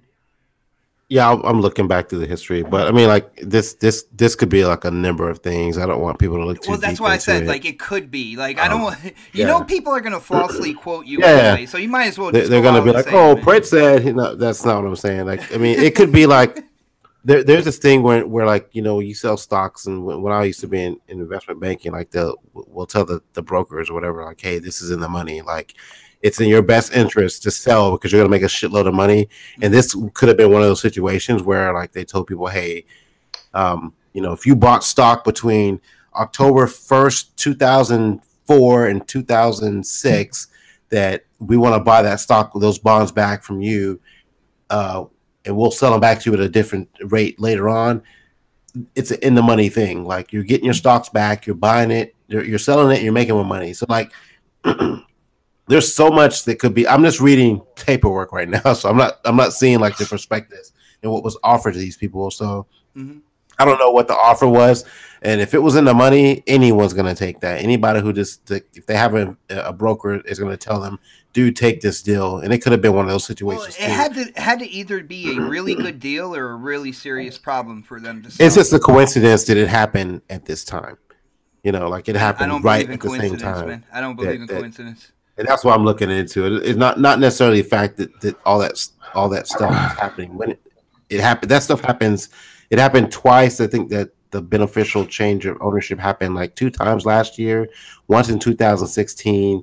I mean, it's not meaning that the company's like going under or anything like that, because I think the financial statements from EA were pretty good. But like, it might have been one of those situations where, we're just trying to get our stock back so we can do something else with it and sell it back later. And it happens all the time within business. So I wouldn't look too deep into it. Like if it's going to happen, if EA is going to be bought out, we'll hear something from Microsoft. Yeah. But we'll see it in the news pretty soon. So, but the thing is, like, look at this. Like when all the companies that Microsoft has bought out, it was a shock to us, right? And we had no idea that shit was going to happen. It just kind of like it was a blurb on Twitter one day. And, so like, I think something as big as EA, if it's going to happen, it would be like, I think it would be in that same situation. I think it would come from you know, like it would just show up one day in a feed somewhere. I don't think that we'd hear about it from some guy that it's at Polygon, walking in the hallway. You bring up something really good. And right before we move on, this is going to be the last part of this because there's something huge, in my opinion, that I want to talk about when it comes to Mixer. And I heard it from Larry Herr. But shout out to Peter Young in the chat. He was like, how could Polygon get the inside running on Microsoft buying EA? I was about to get into that too in a minute, but I'll let you go and say what you got to say. Well, I want to read what he said. Again, Peter Young. How could Polygon get the inside running on Microsoft buying EA? It would be under NDA, yet MS and Salesforce both made offers to LinkedIn, and no one knew about it until 15 minutes before the offer was confirmed. And see, Peter, that is one of the things that I'm sketchy about, because I when you read this article, it's another article about how Xbox has no games, right? Which is bullshit. It's absolute bullshit. Went through 1 year of a smaller amount of exclusive titles, and all of a sudden Xbox just has no games, which I call BS on that. But at the end of the day, yeah, you got to ask yourself, like, how did Polygon, like they said they have an inside informant, but if you look at Polygon's track record, they're not necessarily the best of the gaming media out there. Well, that doesn't really mean crap, right? Because you'll never really know who the source is, if it's legitimate, or somebody that is the janitor at EA, right? Like, I know a bunch of folks that used to work at EA, and they worked in a division that was out here in Utah. It's no longer here anymore. And I swear, this guy's a good friend of mine. He keeps swearing that Microsoft and Nintendo are going to have a much bigger partnership, and he keeps going off on this tangent. And I'm like, where is this coming from? And it's all water cooler talk within the industry. So it's almost its own bubble, right? Yeah. And, so that happens within the industry quite a bit as well. So I want people to understand, there is such a, there's a reason why they call it water cooler talk. That happens within the industry. But what's the reality is are two totally different things, right? Mm-hmm. So it could be just people speculating. It's that whole telephone game, and then next thing you know, it just happens to be mentioned something in front of somebody that works at Polygon, because you just happens to know somebody who works at EA, and you got to be skeptical of these things. And I think overall, I think most of the Xbox community is kind of like, if this happens, yeah. What if? People are always talking. And, I threw it out there 3 times already. So we're not saying this is absolutely happening. We're speaking hypothetically, all the way through. Yeah, it was brought up, so we kind of have to discuss it. But the thing is, with the Polygon thing, I asked this question before. Was it for clicks? Was it really I understand they're not going to reveal their source. That title was for clicks, definitely. But okay, look at it this way. So if you really wanted to generate business on your website, that's something you put out there, and we've seen that happen a lot. I mean, clickbaity titles over this past generation. So that's a good way to get people to come in there. But why is no one not calling out Polygon for spreading false information? If you're gonna have something like this, something this big, have a source. Have a credible source other than just some guy saying that I heard from somebody that's really credible to me that this is going to happen. So Fred, you're saying you can play that same game? I can put a post out now on Twitter right now that says Microsoft has acquired Sony for $2.6 billion, and I guarantee you it will get retweeted at least 100 times. But Fred, if you do that, can you make it a memo, please? I just want you to make it a memo. I can make a fake website with a fake article and just make some fake bullshit out that Microsoft acquired. I won't say fucking Sony. Let's say they acquired Sega, right? Let's say I can put that out there, and I guarantee you that it will spread like wildflower. It will. It's happened before, and you without just got me thinking proof, about if Microsoft ever bought Sega, dude. Why? See, you're already making it spread, at least in my head, man. I mean, the thing is, in this community, I can tweet something like that out, and you'll retweet it. K-Mega retweet it, Donna retweet it, and all your subscribers will retweet it. And next thing you know, it's a fucking virus, and it's on the internet, and it's on Polygon, and it's on It's everywhere, and I can tell you for a fact that I've done this. I've done this with something. I'll tell you all about it after this gets done. But I've done that before, and it's happened. So I know it's possible. You know, it'd be ironic that this was never on the table, and since it became a rumor, Microsoft's, what if we did? This sounds like a good idea. Oh yeah, that'd be crazy.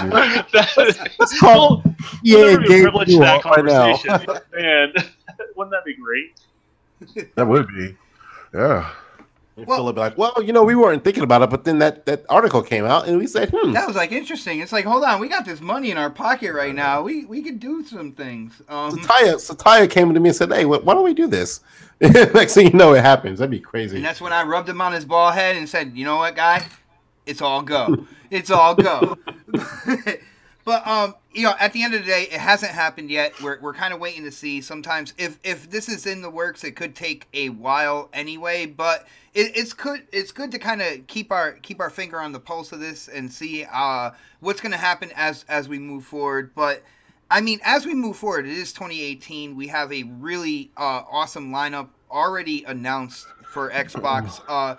Not only that, for all our streamers out there, it seems that Mixer is getting some new updates that really raised my eyebrows. I was like, oh crap, they are looking to kind of take over in that streaming service.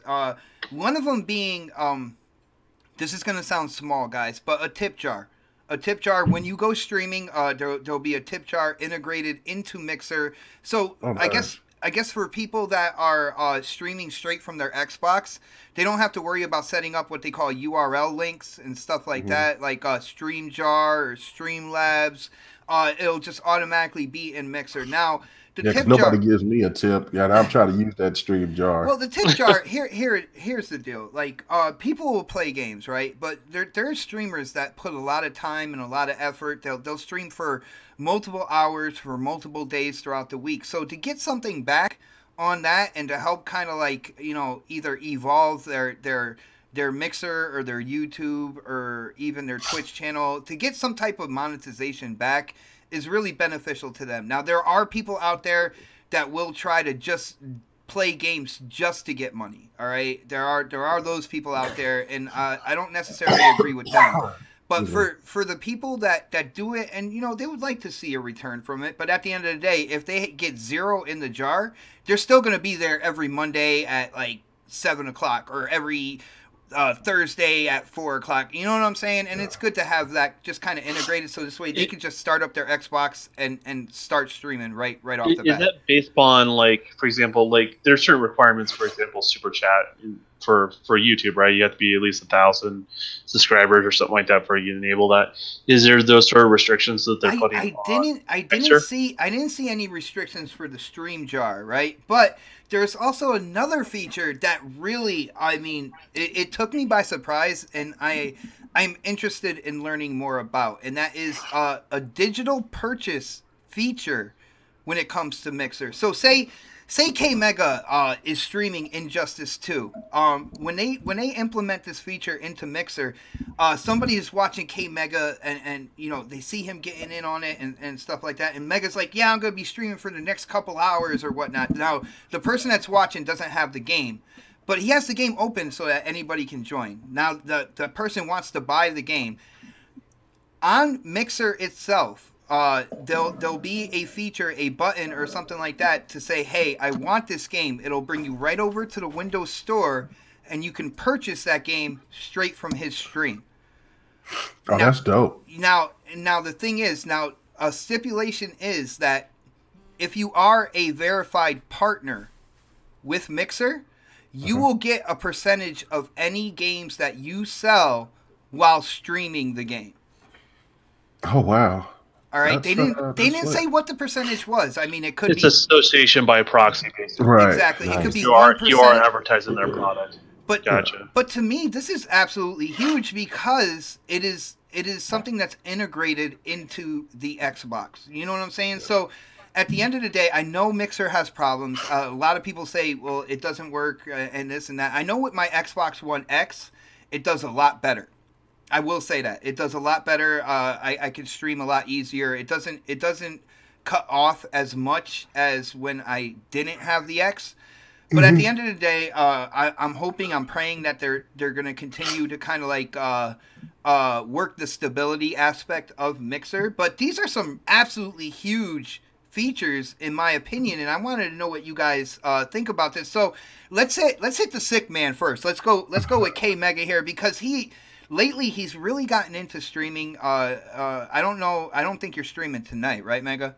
Like, I am. See, I'm he's still stream. doing it. Yeah, I'm gonna stream. I just don't know what I want to stream. I'm finna ask people what they want me to stream tonight. So what do you think about what they're doing with Mixer, with the stream jar and then the digital purchase aspect? And do you see them going all in on Mixer and really trying to make it be that #1 kind of like game streaming service / like entertainment channel that, like, you know, that Twitch is basically right now? Yeah, no, it's great. I mean, that's what you expect Mixer to do, is start competing with the big dog, which is Twitch, and even YouTube. So it's really cool to have that tip jar. It's really cool to implement that purchase thing, because I think that's on Twitch as well. Yeah, you know, is that purchase on Twitch? I don't even know, man. Yeah, I think it is.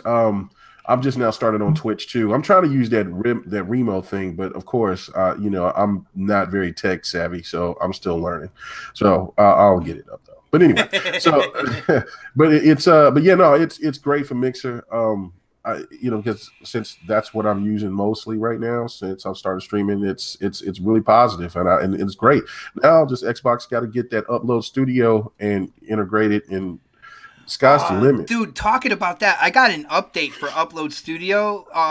What was it, yesterday, man? And I started to get all excited. And it was nothing. Yeah, I saw it too. Yeah, they give you a pump fake, man. Yeah, they did. We call it a 50-yard pump fake. Yeah, it worked so bad. I was like, I got all excited, and then I went back into Upload, and I'm like, nothing's changed. Yo, the biggest problem I have right now is Upload is duplicating every game capture I have.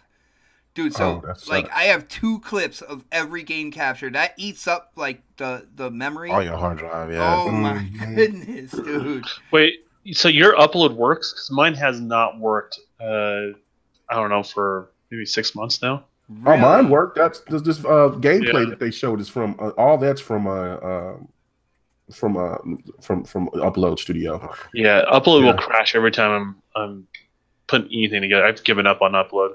Really? Yeah, I stopped fucking with it too. I just put everything on my hard drive and transfer it over to my PC. Yeah, I use Google.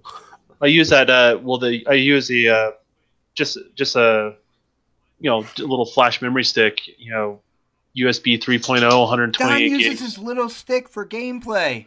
Oh Yeah, my yeah. goodness. Wow. Well, I think they call that foreplay. But anyway, but no, I just use a memory stick with 120 gigabytes USB 3.0, and I just use it as like an Elgato essentially. It just captures straight to that, and then I have to do some editing. Like I use Handbrake to kind of edit the video because there is a variable frame rate issue.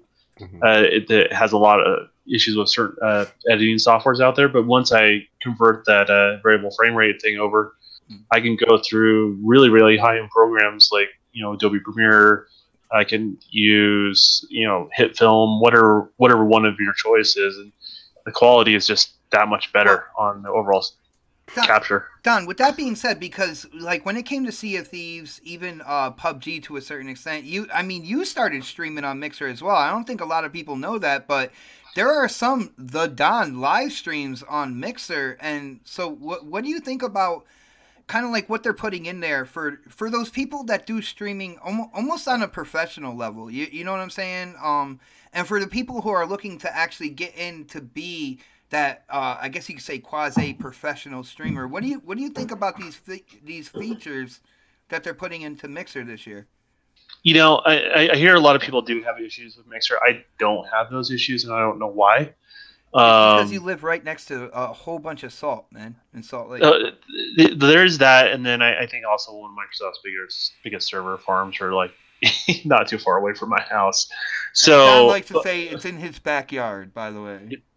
I can probably throw a football to it, to be honest. But I actually have a lot of luck with Mixer. And, I just like the convenience of just just tapping the jewel button on your controller, going to upload it. I don't have to even put titles in. It's just, hey, the Dawn is streaming this game, and then I just go to the app and I share it via Twitter. I don't ever expect to get a ton of people watching me stream. That's not like what I do or anything like that. But come on, he plays PUBG with no pants on, people. But yeah, you got checked out. But there's the professional Don when I'm on the podcast, and there's the Don that you play games with, and he's a little different character when you're out there. I played with that Don. I wasn't very impressed. But that being said, though, I mean, it's fun to share certain games. Sea of Thieves is one of those games I love to share with the community. Halo is one of those games I like to share with the community. Those sort of things. PUBG is also one of those games. I enjoy that to a certain degree, and I never enjoyed it with Twitch. Twitch was such an awful experience that I didn't really get the whole streaming thing. I knew it was a thing, but I didn't understand like why people liked it. And then Mixer finally got me into a place where I'm like, hey, this is working stable. I don't have to put much effort into it. I'm just sharing what I'm doing. And so, I do really like Mixer. I think it's also good and this is the reason why I asked about the tip jar. If they were going to do things like you have to be a partner or something like that, like I said, they haven't. I haven't gotten any information about having to be a partner for that. I mean, we're still on a wait and see aspect. Yeah, but the reason why I pointed that out, right? Like I was asking that key question is because there are some people that have followers that they're not at that point where they have that many people, and they may get discouraged. Yes, they want to stream and yes, they would like to have some sort of income from it, right? But there's a steep gap to get to that point where you can get like just $1 in your wallet, right? Dude, and that first dollar that somebody donates to you, that means so much. Man. It means much. It means something, right? Absolutely. So I mean that tip jar, to me would encourage people to stick with it. Encourage people to say, hey, you know what?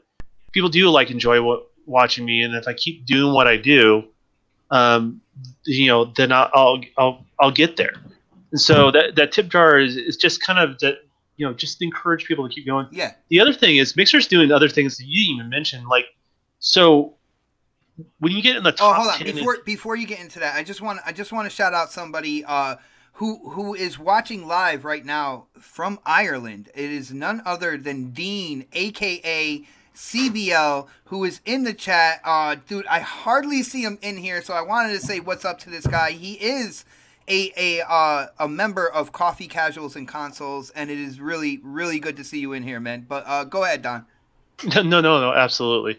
But I don't think anyone's talking. So only PUBG right now, they're doing some interesting things. So if you get in the top 10, there's a chance that Mixer will basically promote you.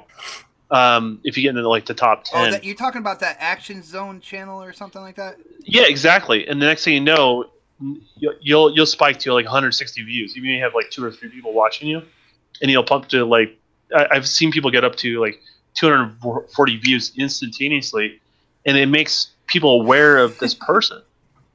So things like that, I think are kind of huge, and I think Mixer is playing around with a lot of different stuff. So. Nice. I was just laughing. UK Daz, as soon as I said Ireland, he's like, sheep shagger. Oh no. But yeah, that channel, that's pretty cool how they can look at it. And they say it's the most intense moments. So if you're streaming, you're playing solo, and you only have maybe there's 4 people left, and the circle's really small, you have a chance of going over onto their action zone, and like he said, all of a sudden your views will bump up like crazy. That's cool. I mean, the co-streaming is really cool. They need to iron that out a little bit. I think what they need to do is whoever's channel you're on, even though they're co-streaming, just have their audio running.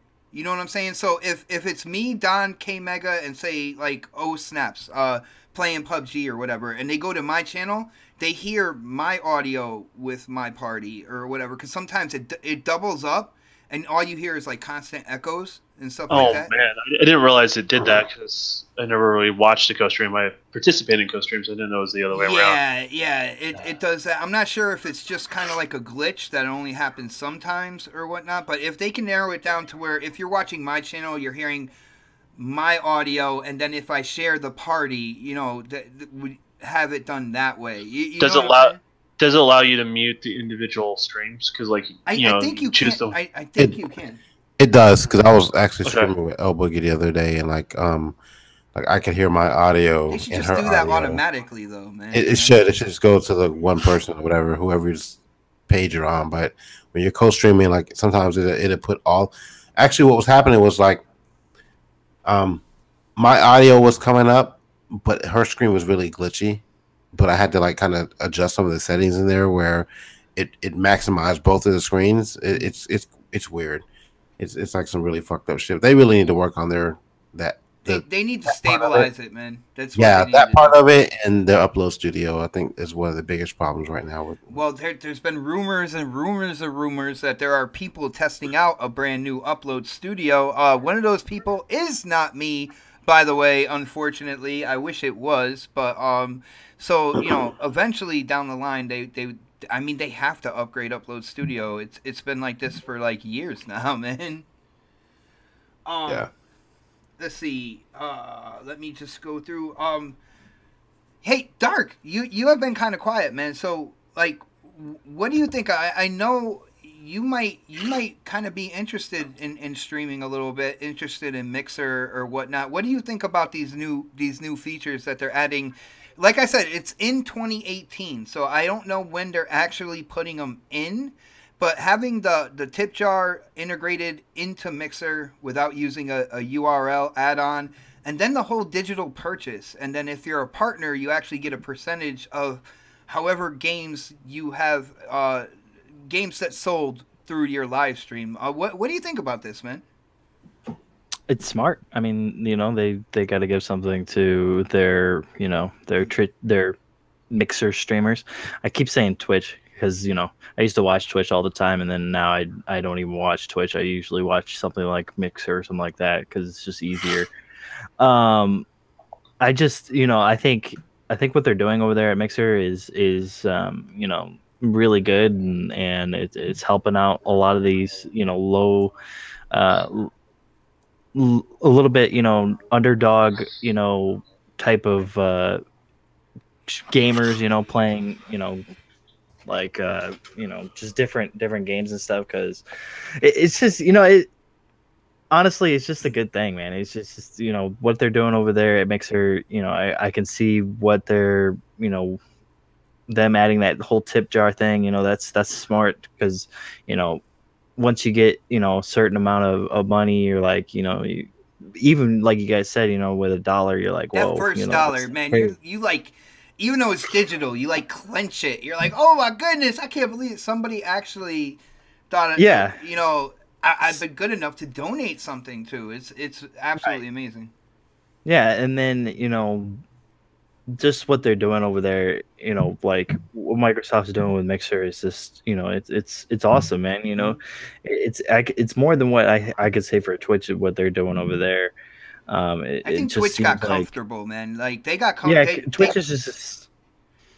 Yeah, like you said, you know, it's comfortable. They're good. They're in there. They took over as like the #1 spot for gaming for game streams, right? And YouTube tried to do this whole YouTube gaming, and it's let's face it, it's not as successful as Twitch. I mean, I still stream to YouTube. I like streaming to YouTube. I use the Elgato and all that good stuff to do it though. Unless I'm on the PS4, I think that's one of the best features of the PS4 is you can directly stream to YouTube on that system. And so well, that's great and all if the PlayStation Network is still up, you know. They're owned by Amazon now, aren't they? Who is Twitch? Twitch is Twitch is it's run off their servers, and Amazon owns either a part of it or acquired the whole thing. I'm not sure. So, but like you said, you know, with YouTube having their own like streaming for gaming and stuff, it hasn't really worked out for them as much as I think Twitch or Mixer has. I mean, I see a lot more people, using Mixer over, using YouTube or even Twitch now. Because I mean, I see a lot of people just being able to just go right on their Xbox and just streaming, and that's quick and easy. It's user friendly. It's just a lot easier, and instead of getting out an Elgato and hooking that up and then turning on your computer. I like my Elgato, and OBS. OBS has gotten so much better, so much more stable. Of course, I am learning some. Man, my hoodness is doing things with OBS to make sure I keep the CPU usage down and stuff like that. It's been working really well. But on that note, we're talking about stream jars and everything like that. I want to give a huge shout out to Bob out there, who he didn't. It wasn't through Super Chat, but he did go through the PayPal. So thank you for the donation, man. I really, really do appreciate it. But yeah, I think this is a good thing. Like, Twitch seems to be, it's really popular, but it's kind of stagnant right now. And when it comes to Mixer, Mixer is fairly big with Xbox users and PC guys, right? So I want to see where, like, it stretches from there. I want to see if it goes into the PlayStation more. If people will even stream, like, Nintendo Switch on it. If it gets that big where it spreads across all the platforms, then there's a bright future for Mixer. But right now, I think it's at a good kind of like starting point with having PC and Xbox, and these features are awesome in my opinion. Yeah? So regardless of the hiccups, I got to ask you guys. So when you guys watch stuff on Mixer, is it just a cleaner compression than other services? Dude, it looks so much better than YouTube, man. I cannot lie. It looks better than Twitch half the time. It's like Twitch looks like the worst I think out of all of them. Yeah. But like, am I just going crazy, or is that your guys' experiences too? No, that's my experience. Just some small hiccups where I have to like kind of adjust the latency sometimes because like or adjust the change the P's on it from 1080 to 480 or something like that. 480, you dropping that low, man? Yeah, I've had to, just to kind of see. It's not because of my end, but maybe because of their end. No, it's because of your end, man. Shut up. But stuff like that has been the only issue that I've ever had with Mixer. But like, think about this. This was Beam, like maybe 2 years ago, a year ago, year and a half ago, something like that, man. No one knew what the fuck Beam was. I never heard of Beam before. Now, when they transitioned to Microsoft bought them out, like and changed the name to Mixer and stuff like that, people know what it is now. Man, look at that gameplay, man. Oh my goodness. Oh, whatever. I got you next week. Don't worry about that. But yeah. So like, I mean, like no one. And maybe I'm just ignorant to this, but like I didn't know what Beam was, and if someone out there knew what it was before me, tell me. But like, until Microsoft purchased it, I had no clue what the fuck it was. But like, I asked that question a while ago, like who owns like Twitch, who owns like what's the other one? YouTube, whatever. Now, Google owns YouTube, Amazon owns Twitch, Microsoft owns Mixer. So you see that battle going on right there, and it's so easy to stream on Mixer through my Xbox, even through my PC sometimes. When I tend to stream, but it's harder. It is harder to stream on OBS to Mixer. I will say that. I tried to put my my community rock out one time. I tried to put it out on Mixer, and I don't know if it's because of kind of like the specs that they're trying to run the game at or whatnot, but the game was really glitchy and stuff. Now this was absolutely months ago. You can ask Siberia. Siberia's waiting for Community Rockout to come back, by the way. But like I tried doing it on Mixer and I had to shut it off, man, because it just wasn't working. It's so choppy. I used to use OBS too, and I used to stream to YouTube, and it was still kind of choppy. But now I'm hardwired in with everything in the game room, so when I stream on Mixer now, it seems so much better, like so much smoother now. But man, I wish they had a dumbed down version. OBS like just for Mixer, like integrated into the Xbox, right? just so you can do whatever, drop your own PNG and it drops right over it or whatever you stopped it. That's one of my future videos, man. You stop right there. You don't need to talk. It's funny because Michael Barra was streaming PUBG. I was listening to him streaming PUBG one day, and he was having issues with OBS, and he's like, someone tweeted out to him, we need to like, you guys need to fix OBS when you stream through Mixer, and he's like, yeah, you guys are right. So it's definitely being looked at. Yeah, you guys are right. Yeah. Well, guys, on that note, there was one other topic that I wanted to get into, and we could just touch base real quick before we kind of do our outros. I mean, it's not anything that we didn't see coming, but the developer of Lawbreakers, they just recently announced that they were doing layoffs. Now, with that being said, the development team came out and said it had nothing to do with the success or lack of Lawbreakers. Yeah, well, we'll start with you, Pred. Now, first of all, there's no way in hell with that being their first game coming out and then all of a sudden layoffs. And they talked about how they needed. Let me just quote them real quick. I do have it up here.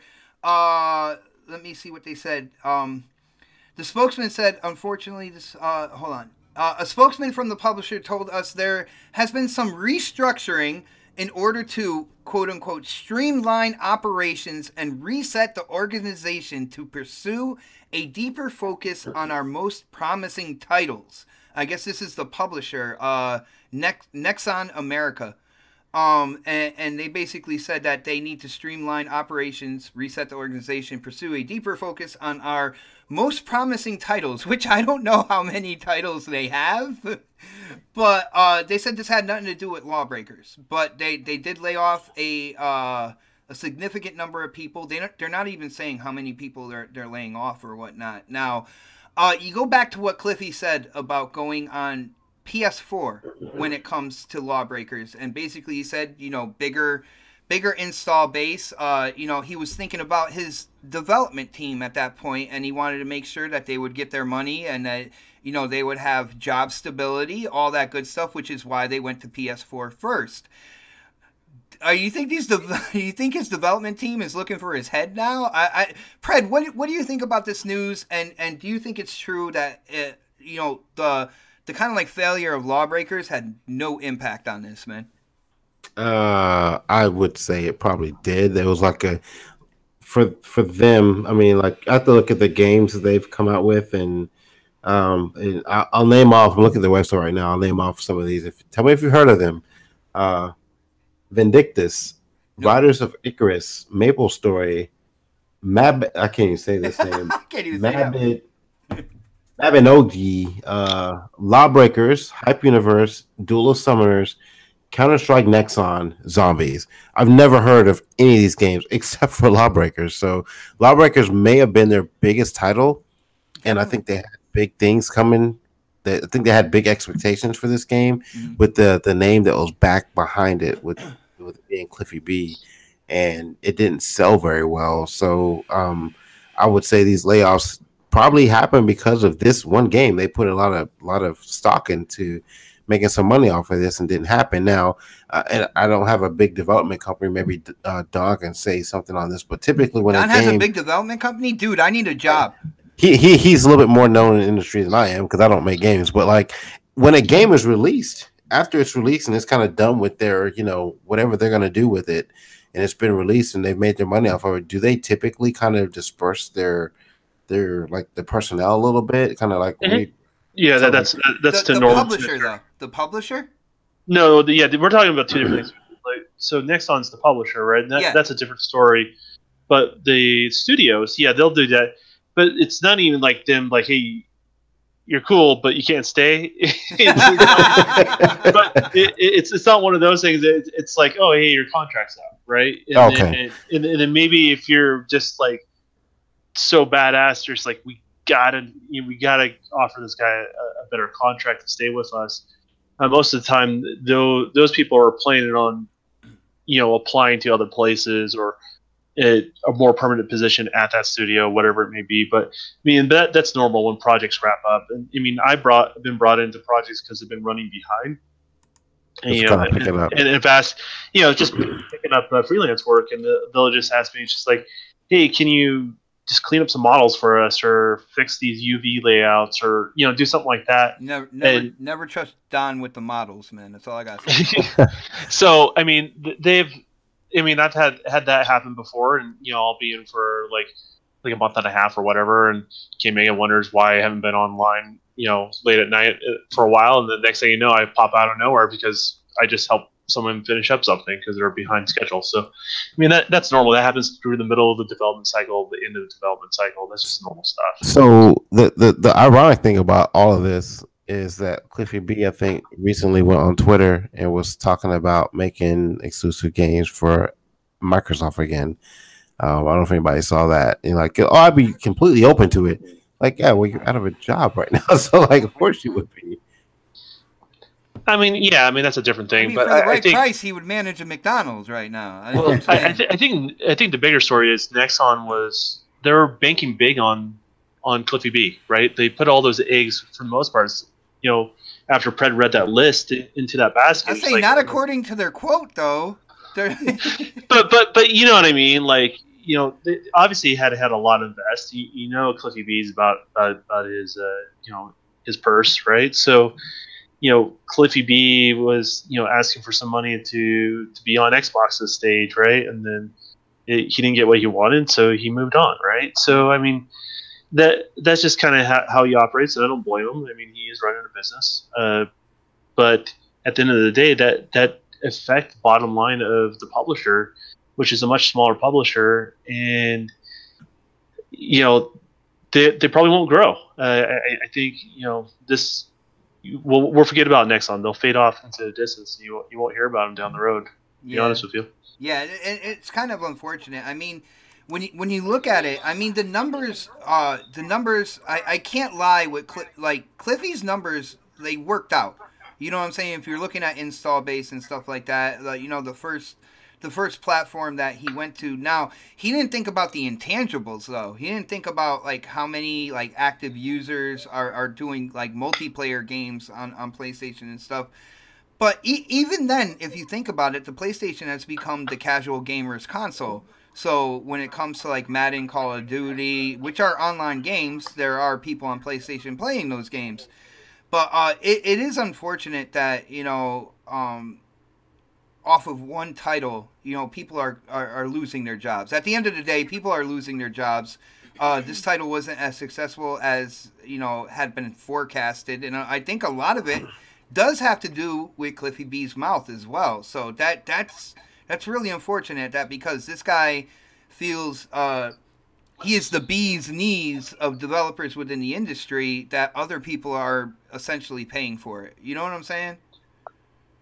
Yeah, I mean, but they all. I mean, they knew the risk. You could just say yes, Xbot. You are 100% right. But you got to remember, the publisher knew the risk. I mean, it's not like Cliffy B's not well documented. Like what he says, yeah, right. He flies off the handle. I mean, come on.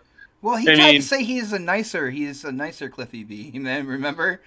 He may be, but it still doesn't matter. Like you everything I say on this podcast, right? People that know me are gonna remember what I say, right? So you always gotta think in that mindset. And if they're a publisher and they saw what Cliffy B said in the past, I mean, what else do you think was gonna happen? It seems to me pretty obvious at that point, and they placed their bet, and it's on them. They lost. Yeah, I know that sounds a little harsh, but companies make bets, and when those bets don't pay off, basically the staff pays the price is usually how it goes. And at the end of the day, I still gotta say, because Lawbreakers was a $30 title at launch. At the end of the day, I still feel because of the way because of the soul of Xbox and how it's online multiplayer focused, Xbox Live is the most dependable online service when it comes to consoles. I feel like they would have did a lot better if it launched on Xbox first. I will go out and say that. I feel like it would have sold more. It would have done better, even with how it performed. It probably would have done better if it was just an exclusive on Xbox anyway. To be honest with you. Well, What the versus what the PlayStation. My crystal ball doesn't look that far into the future, man. Well, no, I'm just saying, like, if he would have came out and made this an exclusive Xbox title with his name and what he did with Gears, it probably would have sold better on Xbox than it did on PlayStation. 4K Mega, my gameplay right here. 4K Mega. Wait, hold on, let me look. I'm over here talking to the. Oh, look at that! Look at that! Dude, Marlo I love it. Dude, Briggs. I love that game. That game is sick, man. I told you the game is fun, man. I mean, people like to make fun of me, but you know what? They can call me Marlo Mega Lock. I have no problem. I'm just that sounds too much like the no more lock. That sounds like Mar-a-Lago, man. You don't want to go there right now. I'm just saying. Oh well, anyway, yeah. The Cupcake Warrior has just brought me my medicine. Yes. So continue. Hold on. Is it suppository? It is not a suppository. I have sick nothing up my anal cavity. You know what I'm saying? It was an option. It was an option. Yeah. It was an option. Yeah. No. Yeah, so he picked the butthole first. Yeah, you would have to do it though. Yeah. Ew. Okay, I'm done. All right. Let's get the most controversial guy on the panel. Yes. Dark Optimus. Yo, what do you think about this news from Nexon? The publishers of Lawbreakers. They came out and said it's not because of Lawbreakers, but you heard the list from Predator. Now, if there's anybody on here besides K Mega that would know any of those names, it would be Dark Optimus. Dark, did you know any of those names besides? Yeah. Yeah. Yeah, I knew Maple's story. Aw, it sounds like a cute little anime. It is an anime. It is. But I mean, at the end of the day, this is sad, man. To see people losing their jobs. But I think those people will bounce back and do other things and probably do better things. Without Cliffy B and without Nexon and stuff. And like Don said, I think Nexon in a couple of years we won't even know who they are. We won't even care about them. They don't make enough games, or they don't make enough good games, I should say, that warrant them to stick around and continue to develop or publish. Actually, and the more I hear about this, Lawbreakers was hyped on PC. Trust, I went to PAX East, the Lawbreakers whole play thing. The Lawbreakers booth was packed, right? Dude, it just sounds like this game was completely thrown together. With the publisher. I played the beta, man. The beta was fun. It was fun for what it was. Nah, dude. I had fun, man. That beta, that game, when I started playing it, I was just like, man, this is trash. I could tell as soon as I started playing, I was just like, I'm never gonna get this. I'm never gonna play it. There's no point in me ever buying it. And then apparently everybody else in the world said the same thing. So yeah. I mean, it's like I said, it's unfortunate. I hate to hear people losing their jobs. And dude, I would give an arm and a leg, preferably somebody else's arm and somebody else's leg, to get into the gaming industry. But because I need my arm to play games. But anyway, it's sad to hear that, but you kind of knew stuff like this was coming. Lawbreakers was such a failure that I thought we would actually hear about the development team possibly breaking up or whatnot. But you knew some news like this was on its way after Lawbreakers launched on PS4. I mean, am I right? Am I right? Yeah, sure. Yes, I'm right. I'm right. Good. You don't usually hear from the publisher though. That's a little twist, man. That is a little. Yeah, that's what's unique about this one. So, it's game developing stuff. It's big bets. I don't think gamers understand that aspect of the business.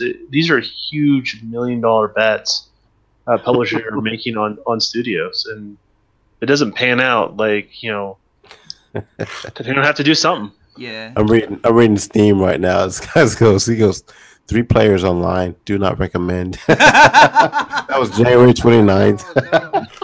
Yeah, it's done. It's done, guys. Oh shit. And since that's done, guess what, guys? We got through all the topics today, so I think we're pretty much done. Almost record time, 2 hours. We've been going longer than that lately. But I will have to say, first of all, huge shout out to O Snaps, who is now awake, and she's probably craving PUBG right now. Either PUBG or food. Hashtag feed Mel. Yo, I want to give a huge shout out to I think it was nearly 80 people watching the show today live. Huge shout out to you guys. There are some diehard supporters of this panel, of this show, of my channel and everybody else's channel that's on this panel. We really do appreciate it. We do have to get into the outro, so let's start with the sick man first so he could go and take his suppository. So yo, Mega, I hope you have that scroll ready, man. Let people know where they can find you throughout the week, what you're doing on your channel. Man, you know the deal. Hey, man, I'm going to be quick with this scroll. BGST. He's looking forward to that suppository. I am. How did I get here? I don't know. Jesus. Anyway, BGST, multiplayer when I can make it.